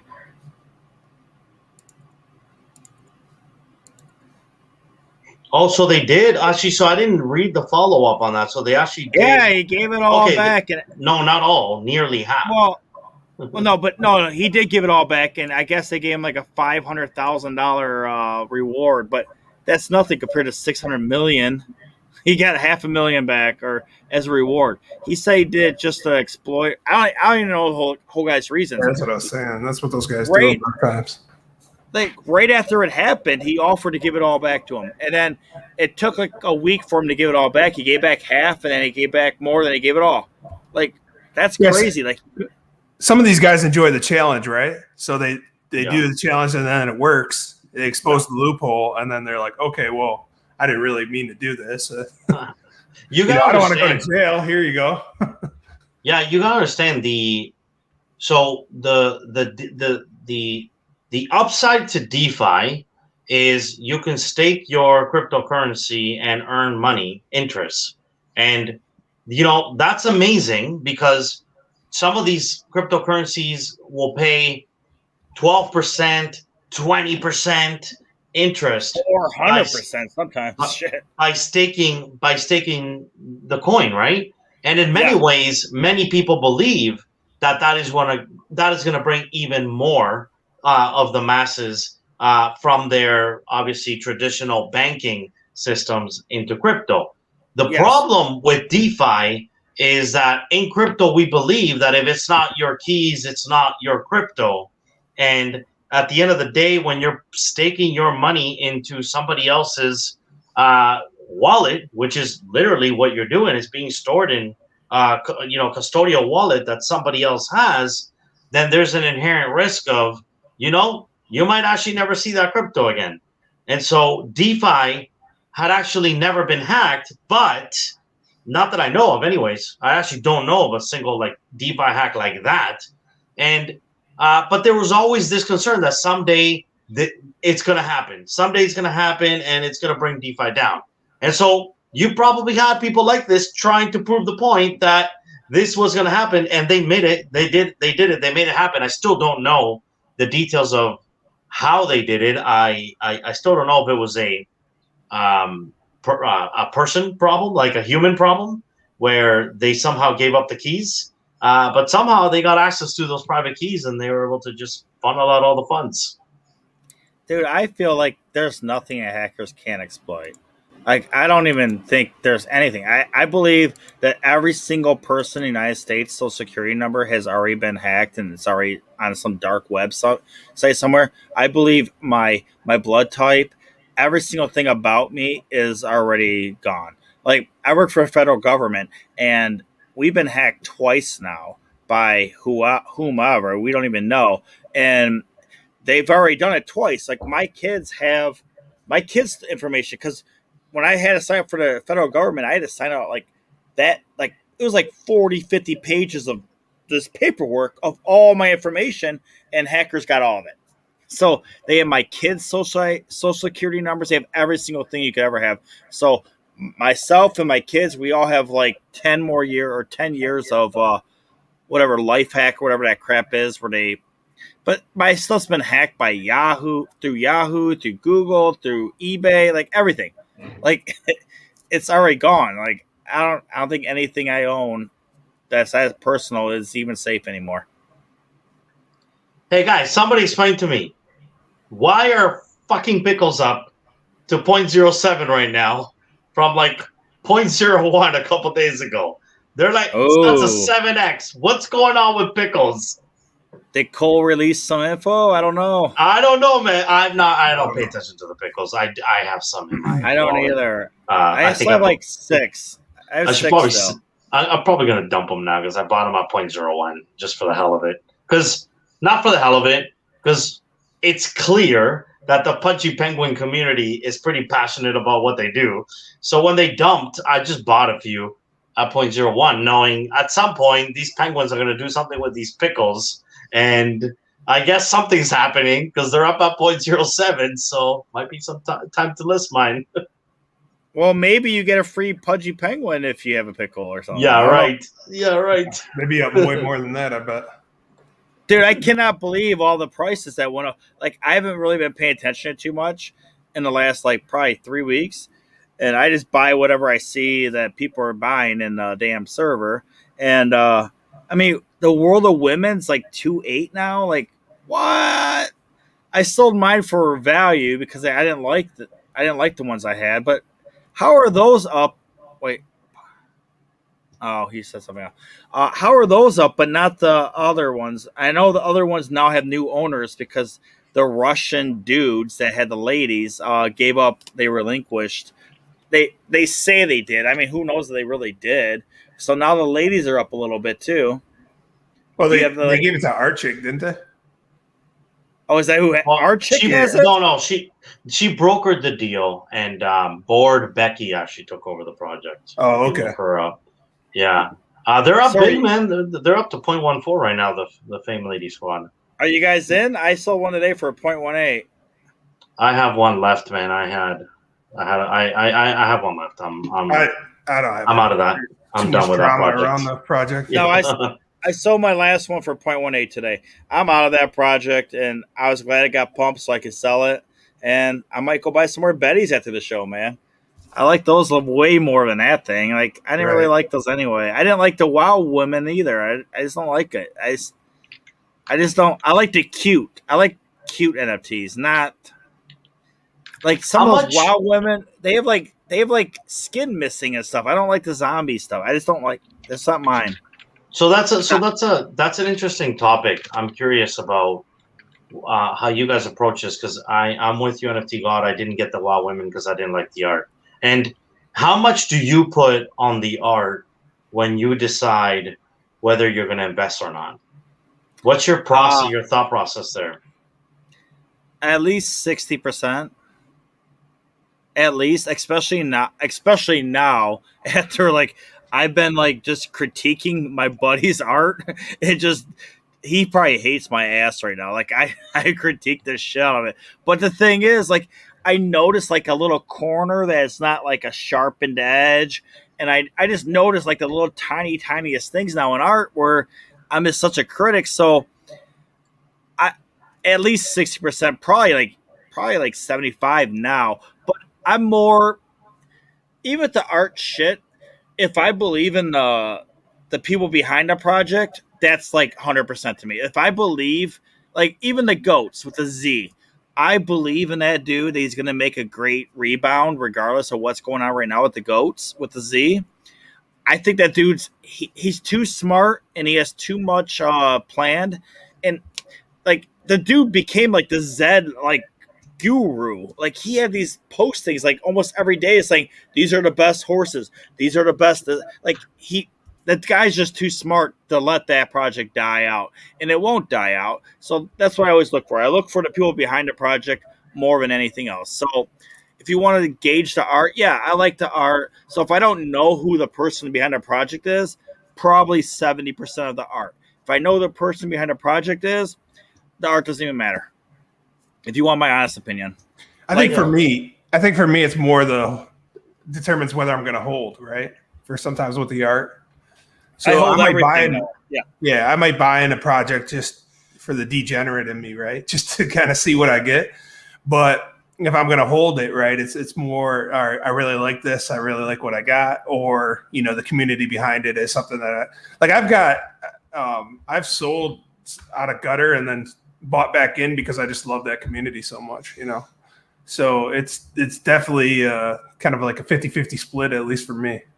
Am I hearing you maybe don't love the art or like? Oh, I mean, on the cats, yeah. On some of the rats, it's questionable to me. Some of those. Yeah, that's how I feel. Straight. I still don't own a gutter rat because I can't get past the look personally. And the cats, I think, some are really nice. I love my cat straight up. Yeah. I mean, I'm biased, but I bought it. I bought it because I thought it was such a clean looking gold cat that I'm like, okay, that cat I'm willing to buy.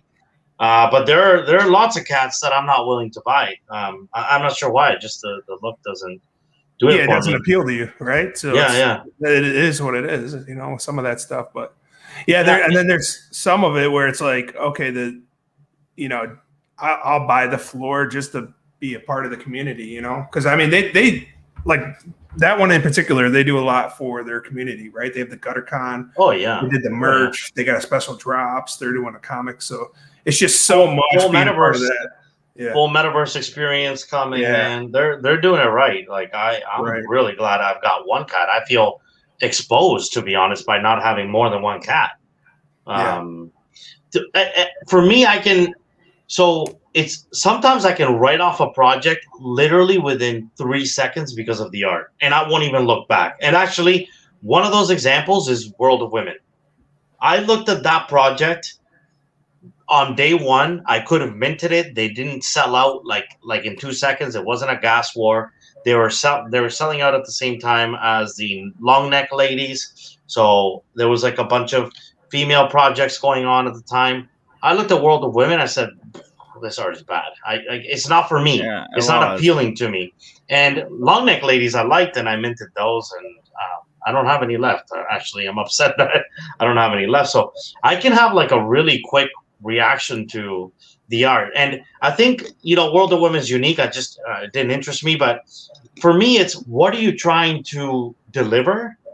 And can you hit the mark? So it doesn't have to be super crazy art that's very detailed that somebody spent months building. And it can be super simple art. But as long as, I feel like they're delivering on what they were trying to create, like the AlphaBetty project, right? Like it's cute. It's awesome. It's not as detailed as World of Women, for example. I think that, that may, I don't know, I'm not an artist, but I would think that took a little bit longer to create. And I'm still very drawn to AlphaBetty because it's just, you can tell that that's the image that they wanted to portray, and they landed it. For me, it hits the mark. So a lot of times it's not how good or bad it is. It's do they paint the right picture that they're trying to paint, and it's not some half-assed job that you can tell. It's just sloppy, right? Yeah. Oh yeah. Well, how many projects do you see that have a roadmap, right? And the roadmap is basically, if we don't sell out, here's what we're going to hit each milestone on. And then they don't end up selling out and they lose their shit. And then they pretty much abandon their whole roadmap and just go into whatever we could do to sell the project. It's like, well, you had this roadmap, you didn't stick to it. Like, you're going to lose your whole community and your project's going to dump. Yeah, you told me that earlier about the Floyd project. Yeah. What's going on with that? I didn't even pay attention to it. What happened with that? They didn't sell out. Yeah, they didn't sell out, so they end up keeping them in-house, and a bunch of the promises that they had along the way with the roadmap, like they were giving out like the Hublot watch, and I think they were doing like signed gloves, and if you got a certain Floyd, like the all-gold Floyd, you got a certain amount of ETH and things like that, and it kind of went away so that at this point you're getting like a comic and the birthday party, right? Invite to Floyd's birthday party. So, like physical? Yeah. Like so virtual parties. Yeah. So if you own 5, you get a in-person invite, and then I think if you own more than that, you can actually meet him at the party. Wow. If you have and somebody, it didn't sell out. No, but I mean, you got to realize these things were like 0.15, right? And there's 10,000 of them. So yeah, but Boss Logic sold out. Boss Logic sold out at 0.24. You would think but he didn't show up. I mean, it probably would have. It might have sold out, but I think maybe it was too humbling, right? The project not selling out, that he didn't show up for the spaces. So you had like 8,000 people on there, waiting to hear from Floyd, and then he just didn't show up for his own project. Well, you know what, man? The people have spoken.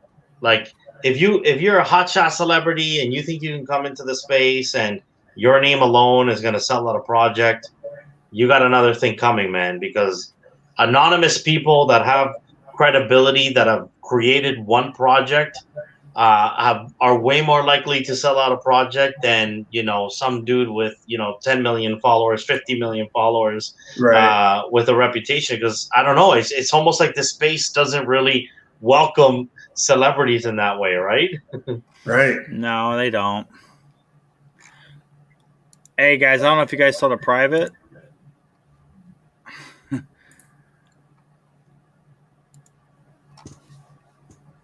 But anyway, yeah, I'm kind of tired. I mean, honestly, as I said, you guys can continue this all night. I just have to go. I'm tired too, guys. It's been like so many sleepless nights, and yeah, that's how I am, man. I have not slept in forever. But I will tell you guys what. I can't announce the Rue drop. I mean, we are done. The Rues are done. We made. They're pretty much all made except for like a couple of customs. So I just have to announce the date. I can't do it tonight because it's a holiday weekend. I didn't even know that this weekend. I was going to drop them like Friday or Saturday, but I'm going to be gone this weekend for the holiday. And so it might be Tuesday or it might be Friday. I don't know yet. But I want to be on your show when it does happen. So just so you know.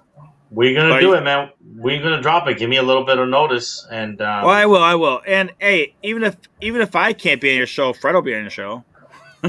For the drop.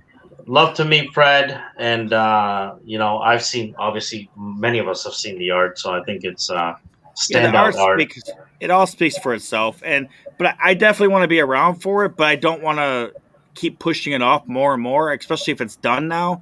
If the team says I had the go ahead on the earliest date, I'm gonna do it on that date. I mean, it's not just me; it's the whole team, and but I would like to be around for it, so. We're going to figure it out. I want to be on your show for that. So drop your link in here. Or if you can't post it, I'll post your YouTube link over here. Yeah, just look up Crypto Poppy on YouTube. And, well, no, just type it in there and I'll put it there so people can see it. Because you can't type it in there, but I can. And I'll repost it. Yeah, I mean, I love you being on the show. I love both of you guys on the show. It's all really good. And I think we have a good thing going. Everybody's mellow. Nobody's like confrontational or assholes about, like, you go on Twitter nowadays, like half the people on Twitter are just asses now. Like they're just like either they're like a big know-it-all, or they're so defensive, or they're like just doing ads like without telling anybody. Pretty much we're stuck at home in isolation for too long, right? It is. Yeah, everybody's cranky, right? Everybody's cranky. All right, so here's the posting to Crypto Poppies. How often do you do your show? I know you said as long as your wife lets you do it, but like how often does she let you do it? What I'll say is that right now I do it whenever I can. I try to do one weekly update show of like all of the things that happened in the NFT space, which is a lot. So really, it ends up being a show of what was I involved in, because there's lots of good projects that happen that I don't get involved in, right? Like, it's like you're in a meeting for 2 hours, you come out and like something's gone to the moon and people have already minted it. So you can't get, and I refuse to buy pumps like that. So you can't get into everything. So I try to kind of summarize the week at the end of the week. But that's going to change real soon. And you're going to start to see a ton of videos getting pumped out by Crypto Poppy really soon. So, all right. Awesome. I'll tell you what, Crypto Poppy, next week I'll let you lead the show, see how it goes, and we got Kev D coming on. Oh yeah, I love Kev D. Kev D, Collector Kev, and I have a couple other guys too coming on, and maybe a woman.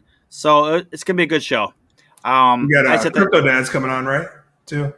That's right. Yep. And your shirt. Yep. Your shirt. Yep. So next week you can lead the charge and see how it goes, man. Like, I love doing the show, but if you actually do want to take over and do a couple shows here or there where you lead, go ahead, man. I love it, because that's how I always ran the show, man. I just like talking about what I'm getting into, and I'm much better at just talking and getting guests versus leading and moderating. I don't like to moderate, man. So if that's your thing, or if that's your thing, man, either of you guys take it on, man. I don't care. It doesn't matter, man. We'll share the load. I think we got a good vibe here with us three. So yeah, for sure. Someone mentioned it earlier, and yeah, I love that idea. I love the idea of someone else being able to just take on more of a load, because I run out of things to say, man. I don't know what to say all the time, and it's a lot nicer to have someone else is like, hey, and just boom, All right. We might have to edit out that last 5 minutes, but okay. Did you guys get in on that visitor project? Dude, I haven't been on any project in 3 weeks except the visitors. The visitors. So they actually dropped their project in WETH. So I thought that was kind of cool. Yeah, they did a 10,000 project. They took a little bit to sell out, but once they finally did, they immediately went to them like 0.1. I don't know if they're still there, but yeah, I thought it was kind of cool. Like, wait, like you minted off their web page out at WETH, or you were buying it off of OpenSea? Nope, off their webpage. Well, that's unique. I haven't seen that before. Yeah, it's cool. And I haven't seen it either. Chicken was actually the one who told me about it. So I was like, all right. Oh, you did. And then I was having trouble figuring out Matic because Matic's such a pain in the ass to like. Oh, because it was on Matic.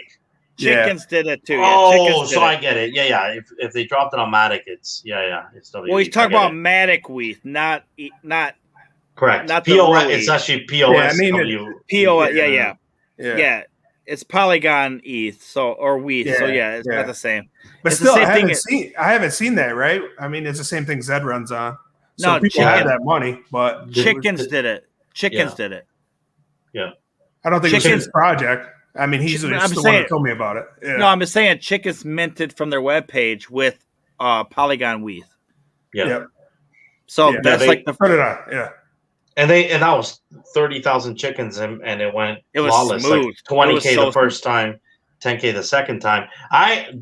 So I'll say this quickly. I know you want to go, but it's an interesting story. So in the last week, my little sister and my dad have bought chickens.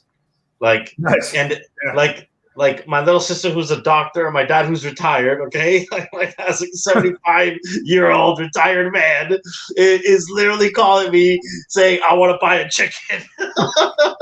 It's so funny, man. I can't believe it. Yeah. Did you see the chickens at 0.08 now? The Saramas? No, the floor of all of them. The floor's all of them. The floor's at 0.08. I know. Oh, wait, no. I know, man. I buy chicken every day, man. Oh, you're still doing it. All right. Huh? I even bought two. Two yesterday. Yeah. Nice.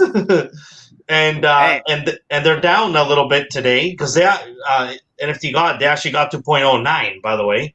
Oh, and did they? Okay. There's a couple at 0.07 that I'm about to snipe right now just because I'm looking at it and it shouldn't be. I'm gonna go buy them right now. Let's compete. But no, I only have like 5. How many are you gonna have total? I'm up to 60. Geez. I want 100. Well, I think Jason has 120. Yeah, like 120. Yeah. Well, he minted all those. I still have the best chicken of anybody in the group, I think. Right? Does anybody have a better one than me? Maybe my Sultan Robot 97 competes. It won't. What's the number? 97. Do you have any black chickens? I feel like seeing them all fly off. I have a 98 Sarama vampire teeth. Like that's so fucking rare. It's I just tell when people I have an offer right now, outstanding offer right now for 2 ETH, and I was like, no way in hell. I'm gonna say Doofy has a shitload too, man. I don't know. But when I was seeing them fly for like 8 ETH and stuff, it was all like people were buying the black chickens because I think of the rare color. Well, they can buy whatever they want, but there's only like 100 and something chickens with vampire teeth, or there's only 130 Saramas with vampire teeth, and there's only 130 Saramas at 98.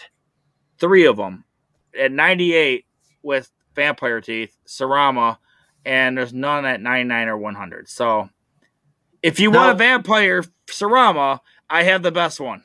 Now, that vampire Sarama though isn't. Sorry, the vampire teeth aren't a property, are they? Like an attribute? Yeah, it's a character. Oh, it is.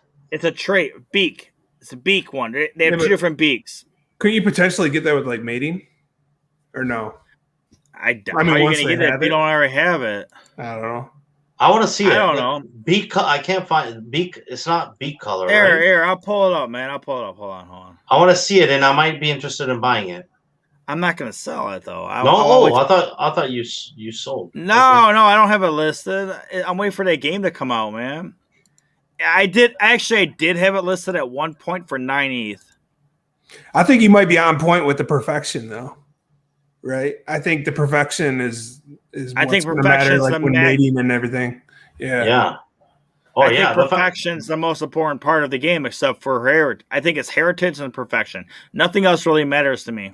I mean, it might matter. It might matter in a real game, but to me, it does not matter. Yeah. Those are the two things. I actually bought a 99 for a I bought a 99. The second one, Sultan, is that number 2? Yeah. I bought that for like 0.08, dude, like a while ago. Nice. Oh, I stole that shit. But then I just sold this week. I needed to buy my kids some shoes and shit. Like whenever my kids want something, I just sell a fucking NFT. I'm like, here, and I just sell it and and buy them shit. But I sold for. I wouldn't go the Matic route though. That's always the pain in the ass.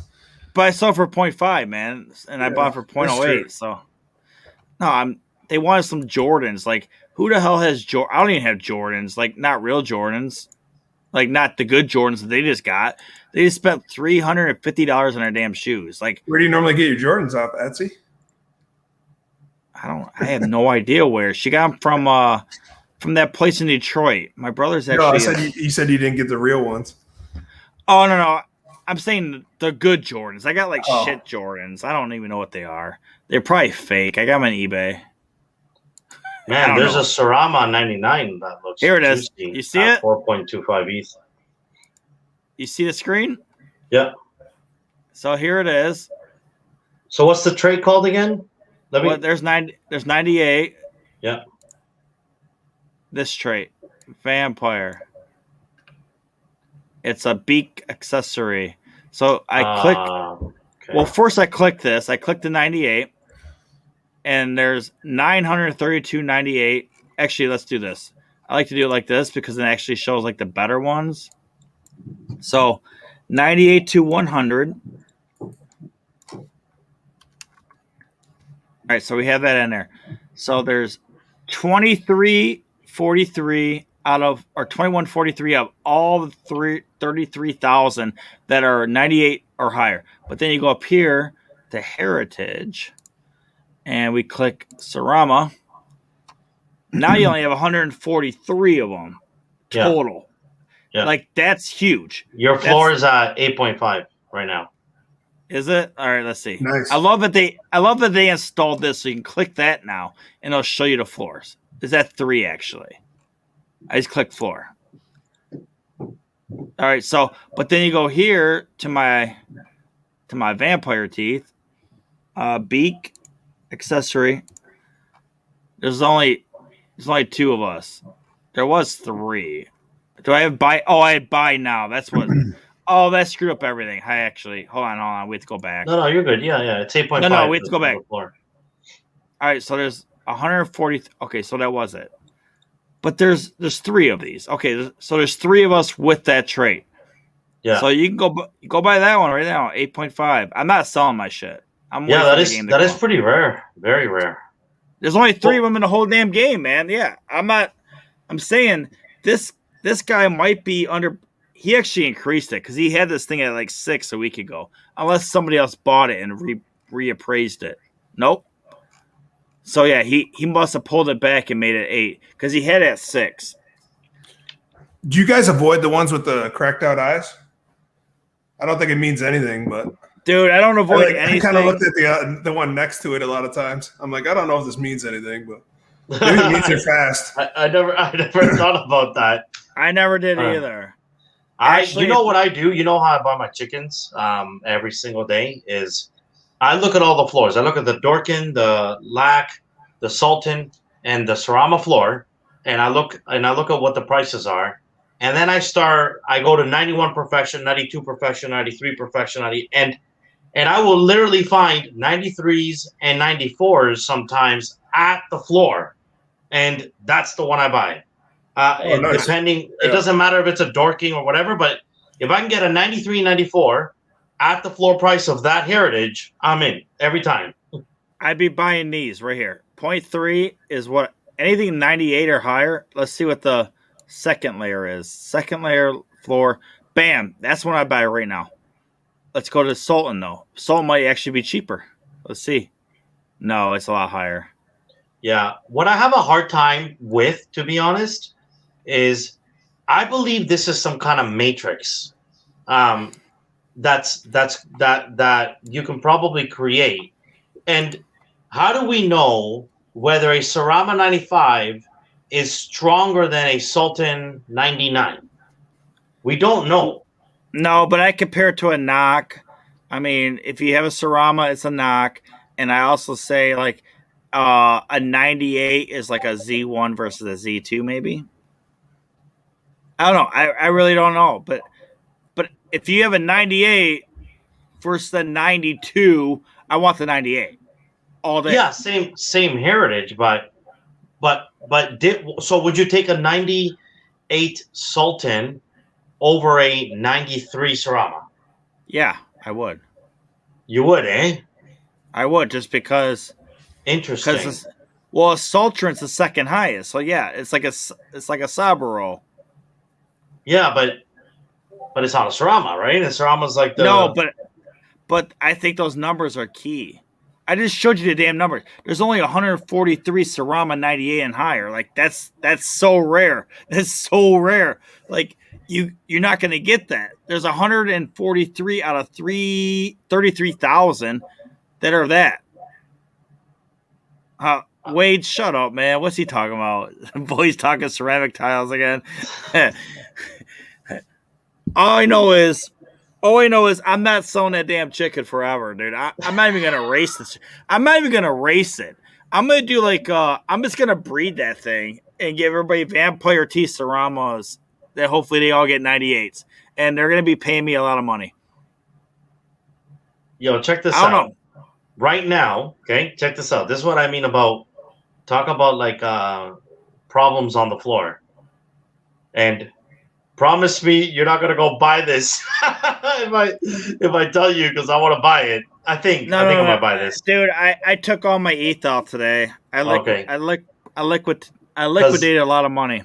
Yeah, I'm actually just short in Polygon to buy this, so I gotta move, and it could take like an hour to move it into Polygon. But well, if you need money and it's fast, I could transfer. I have like it's the same for me to transfer, right? It's just no, but I have money on Polygon and ETH. I'm saying I probably have like $2,000 in Polygon and ETH right now because I'm getting ready to breed a horse after the show. Then I'm going to bed. Well, breed your horse. But anyway, look at this. I appreciate the offer. I'll do it. I'll probably just move it over. So check this out. There's a 90. There's a Dorking. Sorry, the floor for 100 perfection is a Dorking at 1.7 ETH. But there's a lack 100% perfection. 100 perfection at 1.8 ETH. And then everything after that is like Dorkins. Wait. I don't even have 1.8 ETH and wheat, so I couldn't get it before you anyway. But so what's the heritage of the good one? There's a Lackenvelder, 100. Oh, the second. So it's a Finny. It's a Finny. Yeah, for pretty much almost the same price, 0.1 difference. Oh, I buy that one. Yeah. Of what the floor is at for the Dorkins. That person wants a quick sale. They want a quick sale. The funny thing is, you could probably send them an offer too for the floor, and they'll. Here's the crazy thing: it's only one Dorkin, so that because after that, the next Dorkin is 1.9. So that lack should not be there. 100 perfection at 1.8, and the next one up is 2.4. I'm gonna send an offer right now for 1.2. 1.2. 1.2. I was like, you want your money now? So what you're saying, because I haven't paid that much attention to, so what you're saying is you would buy 100 perfection lack over like a 97 perfection Sultan. I would buy 100% Dorking over 97 of anything. Really? I don't know. I don't know how the game's gonna work, but neither do I. That's why I love your perspective, because I haven't thought of it that way. It's 100%. Like, why wouldn't I? I mean, that number never changes. The other number does change. The other number to 60, 59, whatever, that number will change by the races. The top number doesn't change, though. That's why I don't understand the color thing, because once they introduce breeding, right? I mean, I understand. I don't give a fuck about the colors. Oh, I know, but I'm me, just saying a lot of people do, and I don't understand No. why. Because once they start breeding, like you're probably going to get a lot of random different colors and random different. No, attributes, it's but gonna. perfection. I think it's probably, gonna. I think it's gonna be like Zed, where like if you have a rare and a rare, you're gonna create a rare. If you have ultra rare or ultra rare, you're gonna create an ultra rare. Like I have a couple ultra rare and a couple rare horses, and 90% of the time when I breed it with another rare or ultra rare, I always get a rare or ultra rare. It's very rare. Very rare that I don't get that same thing. Like I just got a really, really cool color. I got like some crazy green color that's not even rare, but it looks better than all my rare horses. but have you ever bought a horse because of the coat though? I've never bought a horse. No, that's what I'm saying. That's why I don't give a shit about the colors. The only I only care about 3 things with these stupid with the chickens. I only care about the that number for the perfection rate, whatever. Perfection score, the heritage, and their what their skill is. Like that's the only 3 things I care about, and I rank them in the order that I rank them in is perfection scores number 1, then it's heritage, then it's their trait, or then it's their trait. Not trait. I keep saying trait.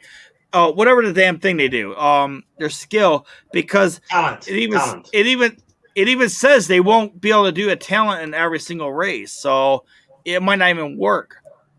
Like I know the best trait to have or talent is black hole or something, where like it sucks everybody in or something, like Mario Party or something. I don't know, but yeah, I mean I don't care. That's my 3rd thing. My number 1 is the perfection score. My number 2 is the heritage. Number 3 is the talent. But I don't know what the hell I'm talking about. I mean, but from the people, I talked to a lot of people a little bit about it, and that's the way they rank it kind of too. I mean, Fred he sold a it wasn't even a Sarama. Fred sold something with a black hole talent for like 2.5 ETH or some shit, and it wasn't even a Sarama. I mean, it's super rare, man, and they go for a lot of money. Oh, it is. Watching them. That's rare, and so is a Royal Procession. But what's that even mean? It's a red carpet. But what's it mean? The red carpet gets rolled out and it moves faster through the red carpet, is my understanding. It's like slides on the red carpet. Okay. But I agree. I don't put that much on the talent myself either, other than I just like machine guns. So I always get CK-47s if I can. If I find a couple on the floor I like, I'll take the CK-47. I like that. The rocket one, right? To me, both of those kind of remind me of Mario Party. Like I would think machine gun would be like the green turtle shell, and missile launcher would be like the red turtle shell. Yes. And I mean that's how I would rate them. But you can recoup from that and catch up if you have a high perfection and you're faster and you're better. I mean, I don't know. I don't even think they know fully. I don't even think they know everything yet. I mean, you're probably right, man. It's like you're right. This game is so far from being fully developed to the point where I don't even think 2 months. 2 more months, they're saying. Yeah, but we're not going to see talents at first. I'm convinced of that. Like maybe not. I don't know that we're going to see talents rolled out. I mean, I'm in the private beta, so I'll let you guys know as soon as we're in there. But wait, how are you in that? How are you in a private beta? You just have to be in the right place at the right time, homie. I'll get in it tomorrow then. Let me see if I can help you. But the private beta, I don't even want. I don't have time to be in it. Don't waste your time, dude. It hasn't started. The private beta hasn't started, but it is closed. Like they have. Oh wait! Private beta, you can actually race before, and it won't mess with your horse's stat or your chicken stats. That's a good question. I don't know if my chickens are gonna be, if the statistics will count or not in the private beta. We'll find out. But I don't care. I'm racing my chickens, man. I don't know if I'm gonna race mine. I think mine's so unique. I don't want to race it. Like that one's unique, and that one people will want to breed with and will pay a premium because you've got vampire teeth. But you don't think I'm gonna race my Saramas and my Sultans? No, I'll race my others. I'll race my others, but not like I run my horses into the ground in Zed, dude. I don't ever stop. I don't give a shit. But I'll tell you what, I have that Buddy Franklin horse who I'm about to breed after we got the show, and I thought this horse was just dead. Like I thought he was just dead because he was in Class 5 and he was killing it, just killing it. And he got bumped up to Class 4 and he started to dog it.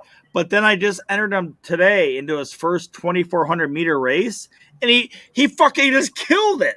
I never did a 2,400 race yet, but today at Class 4, he basically, like, it was a 2,400 at like it was like 1,600 meters left, and he already had, like, on the screen, he had like that much of a distance, and nobody ever got close. He's just kind of jogging the whole fucking way. Like, he just beat the shit out of these horses. So maybe I was just racing at too low levels. I had to go the higher thing, but he's probably going to get bumped up to Class 3 now, like my other horse. Like, I have another badass horse. He dominated Class 5, dominated Class 4. Now he's in Class 3.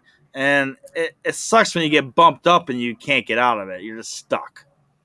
But yeah. I'll tell you what, my other horse is it's a knock. And I just breeded it, and I made another knock, and the thing has its first 3 races, it's fire in all 3. I love it. Nice. You don't do Zed as much. You like chickens, huh? I'm just speculating on chickens because, right now, but Zed is just really, really time consuming. So, by the way, my dad, who bought a chicken, called me today, okay? And he's like, I cracked the code of Zed. I know how to make the best horse ever. I'm like, what? When did you even get into Zed? And this guy's like now doing all of this crazy analysis because, in fact, I grew up in South America, and I grew up on a farm. Like, my dad used to run a farm and used to breed bulls and cows, and they used to basically try and get like the best bull that they could, right? By breeding based on DNA. So he understands this stuff, and he's like passionate about it. So he's finally getting into Zed going, oh my God, like he realizes this whole world to breeding that he didn't know. Like, he's being very patient. So he doesn't know anything. He's done way more research than I have before I bought my first horse, because he wants to make the right move, buy the right horses that he can breed and turn into like the best horse. So he's like Fred. He's all like Fred. Like Fred, like, kind of, he pretty much grew up on a damn stud farm, it seems like. Yeah. It's funny, like, because I told him, well, there's people that have 2.5 years on you, like 3 years on you that have cracked that haven't cracked the code. So don't get too excited. This person came on. Hello. Yeah, we're about to leave now, but this person's probably in a different time zone than us. Like, I'm in the East Coast. Where are you at, Crypto? I'm in the East Coast too. Yeah, it's a lot past 11. Hey, yeah. I'm all for going later than this, but give me not week, me. Man. Yeah. No, we had just this week. We had shows that went like to 2 a.m, but this week I'm just pooped, dude. I'm just pooped out. My dad's been working my ass off to damn get this stuff done, and I've been staying up with this guy till like 3 to 4 in every night, just going through the damn renders and looking and fixing and I'm always the one. I have to keep tweaking the conditions and tweaking the orders and layers. It's just like, it's just kicking my ass, man. But hey, we're there. I'm finally there, and next week we'll have a great show, and we're going to celebrate the Rue launch after we have your show of the live, man. All and right. I'll tell you what, as a friend, I will sell you my chicken for 15 ETH. What a nice guy, yeah. Well, you saw the lowest one was 8.5. So I should pay double for yours. Yeah, that makes sense. I'll tell you what. As a friend, if you wanted to buy mine in the next day or two, I would sell it to you for 6. As a friend. Don't do I know that. You love the chickens. Don't do that. Don't do that. Don't Dude, I would take the 6 ETH and go buy other shit. I'm good. Just trade him a mutant ape, right? No, I'm gonna feel no way. I'm not doing that. Don't do it. I Don't do it. probably Let's won't. let's hope I'm just talking let's hope shit. the other guy drops it to 16th and I'll buy it. But the truth is, that is a 98 Sarama, right? But I really want 100 Sarama. Like I really, really do, and I have How the many are liquidity. there? I don't know. I don't know how many there are, but I Let me constantly look it watch up. I'm gonna before. look it up. I'm gonna look it up. Let's see much 100. Let's see how many 100 Saramas there, because there's not many. Because I have number 89, and so it has to be a higher number than mine. Oh, there's 105 of them. Shit. Yeah, I want one. And the floor is 1.7. 10.3. The 100 Perfection Sarama is 10.3 right now. And I had an opportunity to buy one at 4 ETH and I didn't. Keep in mind, that was a different liquidity stage, right? Like you're right. I'm a dorking. Oh shit. I didn't click the right one. Okay. Let me see Sarama. How many are there though? Did you just see that? 8. Oh no, that's buying now. 8, let's see, I'll tell you right now. 33. 33. All right. Yeah. 33. But it's 100 Sarama. Like, is there going to be a better chicken in the game? Holy shit, that floor goes up quick. Oh, wow. Wow. That's down, man. That was up Actually, to like 14. there's only 8. There's only 8 for sale anyway. Holy shit. Yeah, there's 33. 8 are for sale. And then you have the lowest is 10.3. And then you have, 11.5, 12, 15, 19, 20, 33, 100. 100. And the guy that has 100 bought for 4.5. Shit. They were all bought for 4.5. It just, does this not feel overpriced to you when you think about, isn't that what you pay for a Z1? About $40,000? Yeah, in the last drop, it was about 40. Yeah. Yeah, Right? I think it's, and this could all be a rug pull. For an established game that is pretty legitimate. Yeah, it's been around for 4 years, yeah. And this doesn't even have a game out yet. And the guy that's on the team pretty much got abandoned by his other 2 partners on 3 projects now. Wait, what? I'm not going to say names. You can DM me. I'll tell you who the people are that I'm talking about. Okay. I'm not gonna publicly say that. I don't even know what you mean there. All right. Well, you don't have to know. I mean, hopefully nobody else does either. So I'm not paying 10 ETH, but you might find me a Z1. You might at some point find me a Z1 for 10 ETH. That I will do. Yeah, we'll see. My chicken I probably will never sell for under like probably 15 ETH. Just because of how rare it is. And if the game ever does kick off, I think that's a very, very good chicken.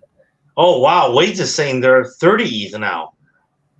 Jesus. No. That's Zed is around 30. No.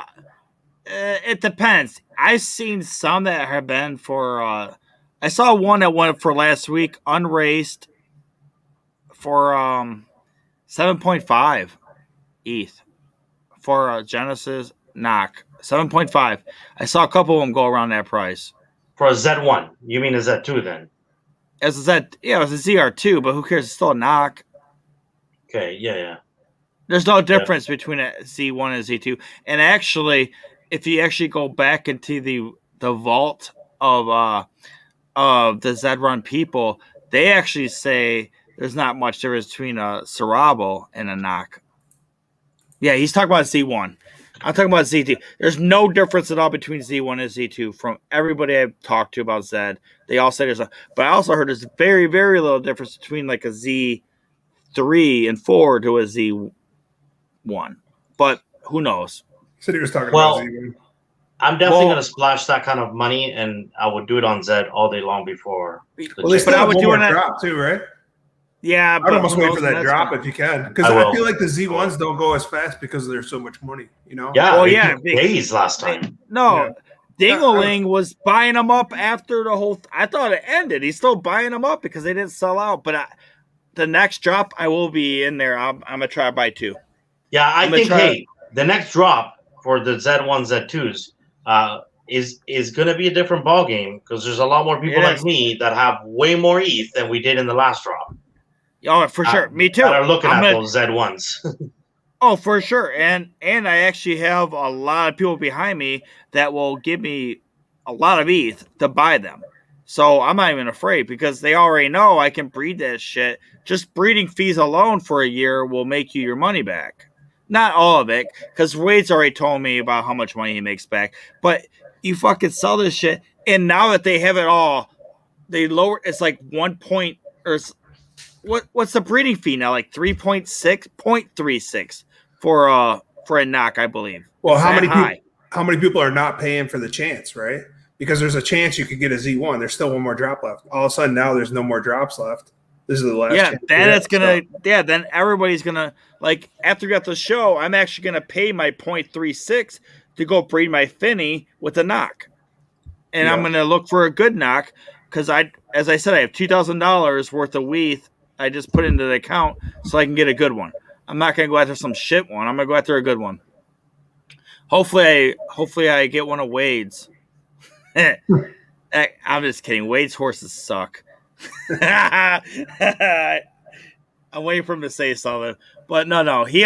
Wade's actually did it perfect because he bought a male and a female knock one. That's awesome because now you get the discounted breeding rights, and you can, if you want to mess around, you can go breed with other people's stuff, and you can keep everything close to the vest because nobody else can ever have those horses but you.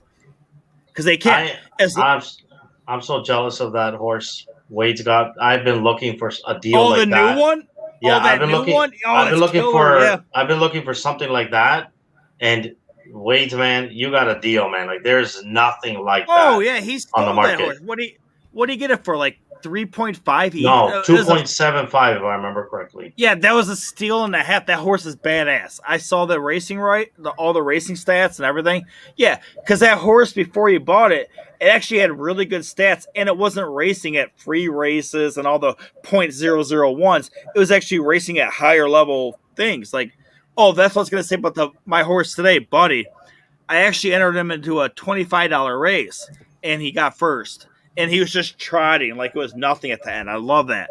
So I found where I need to race him. I need to race him at the higher meters versus the lower meters. And he just kicked ass. He's probably going to be level 3 in like a week. But, hey, I don't race my horses fatigued either. I just I wait till, 2 hours, 3 hours, and then I race them again. Because every time I race my horse, after I raced him once and he only has like even that much fatigue loss or whatever it's called, they die out and I never win. So keep that in mind. I'll have Doofy back on next week too, and also next week I'm gonna have ZG back on as well. Zed Gazette. So I'll have him and Doofy, and I'll try to get Chris Ebbs to come on as well, and you can run the whole thing, man. Look, guys, the cheapest Z2 right now is 8.5 ETH, and it's the opposite of a unraised. Unraised? No, it's raised. It's raised. It's raised, and it's yeah, and it's junk. So but what I said was 2 weeks ago, you were able to go in. People were able to go in there and they were able to snipe Z2s that were unraised and maybe bred, but they were unraised, and some of them were unbred for 7.5. I saw them. God, it was wish sick. I knew. It was like 2 weeks ago. I didn't know either, and I could have came up with 7.5 if I had to, but shit. I mean, 7.5 is stupid, dude. Like people were paying way more, and ETH is like around it's about 3,300. So 7.5 times 3, so they're paying like $24,000 versus $45,000 of what they paid for in the last drop. And I actually believe Zed might actually raise those prices on his next drop too. The cheapest unraised Z2 right now is 9.75 ETH. Not bad, actually. That's still a good price. That's still a great price. Because in the last drop, that was $40,000. Right? Yeah. And that's pretty much, that's 37K right now. So. Yeah, but the other thing to look at is, ETH went up now. So that would actually increase their prices too, because they base it on what the price of ETH is, and it's all correlated. if you look at every drop, it's all correlated to the pricing. I think next drop, if it is the last drop, I think any Z1 or Z2 is going to be around $60,000, regardless of what ETH is. I think it's going to be $60,000 for the Knox, and I also think the breeding rates are going to go up even more. I don't think they can raise it though, right? Because it was a fumble. They raise it every time. They raise it every time. It's a fumble drop, right? It's not. This is what it was supposed to be, and then they stopped it, right? No, they already did that drop. They already did that. They already made up. They already made up for that one. Yeah, they raised. Yeah. Yeah, this is a brand new clean drop. They're gonna raise the price, 100%. Yeah, they're 100% gonna raise it. This is a brand new clean drop now because they already did that drop. They made it up for the $1 million drop or whatever. Yeah, that made up for it. Okay. This next one is going to be the last drop, and it's going to basically have everything. And there's not that many of the Z or the Z1s or Z2s left anyway. I think there's like 30 or 40 maybe max. There's not many. They only made 1,000 of them, and they already gave away most, and most of them were gone. I don't know. Well, hey, we'll talk to Doofy next week and ZG, and they know more than anybody I know knows. We'll ask those guys. I mean, we'll pick their brains, man. I'll bring Dr. Ian on as well. All right, guys. All right, boys. Yeah, I'm out. All yep, right. I'm out. All right. Good night, guys. Yep. See you next week. Peace. Bye-bye. Bye.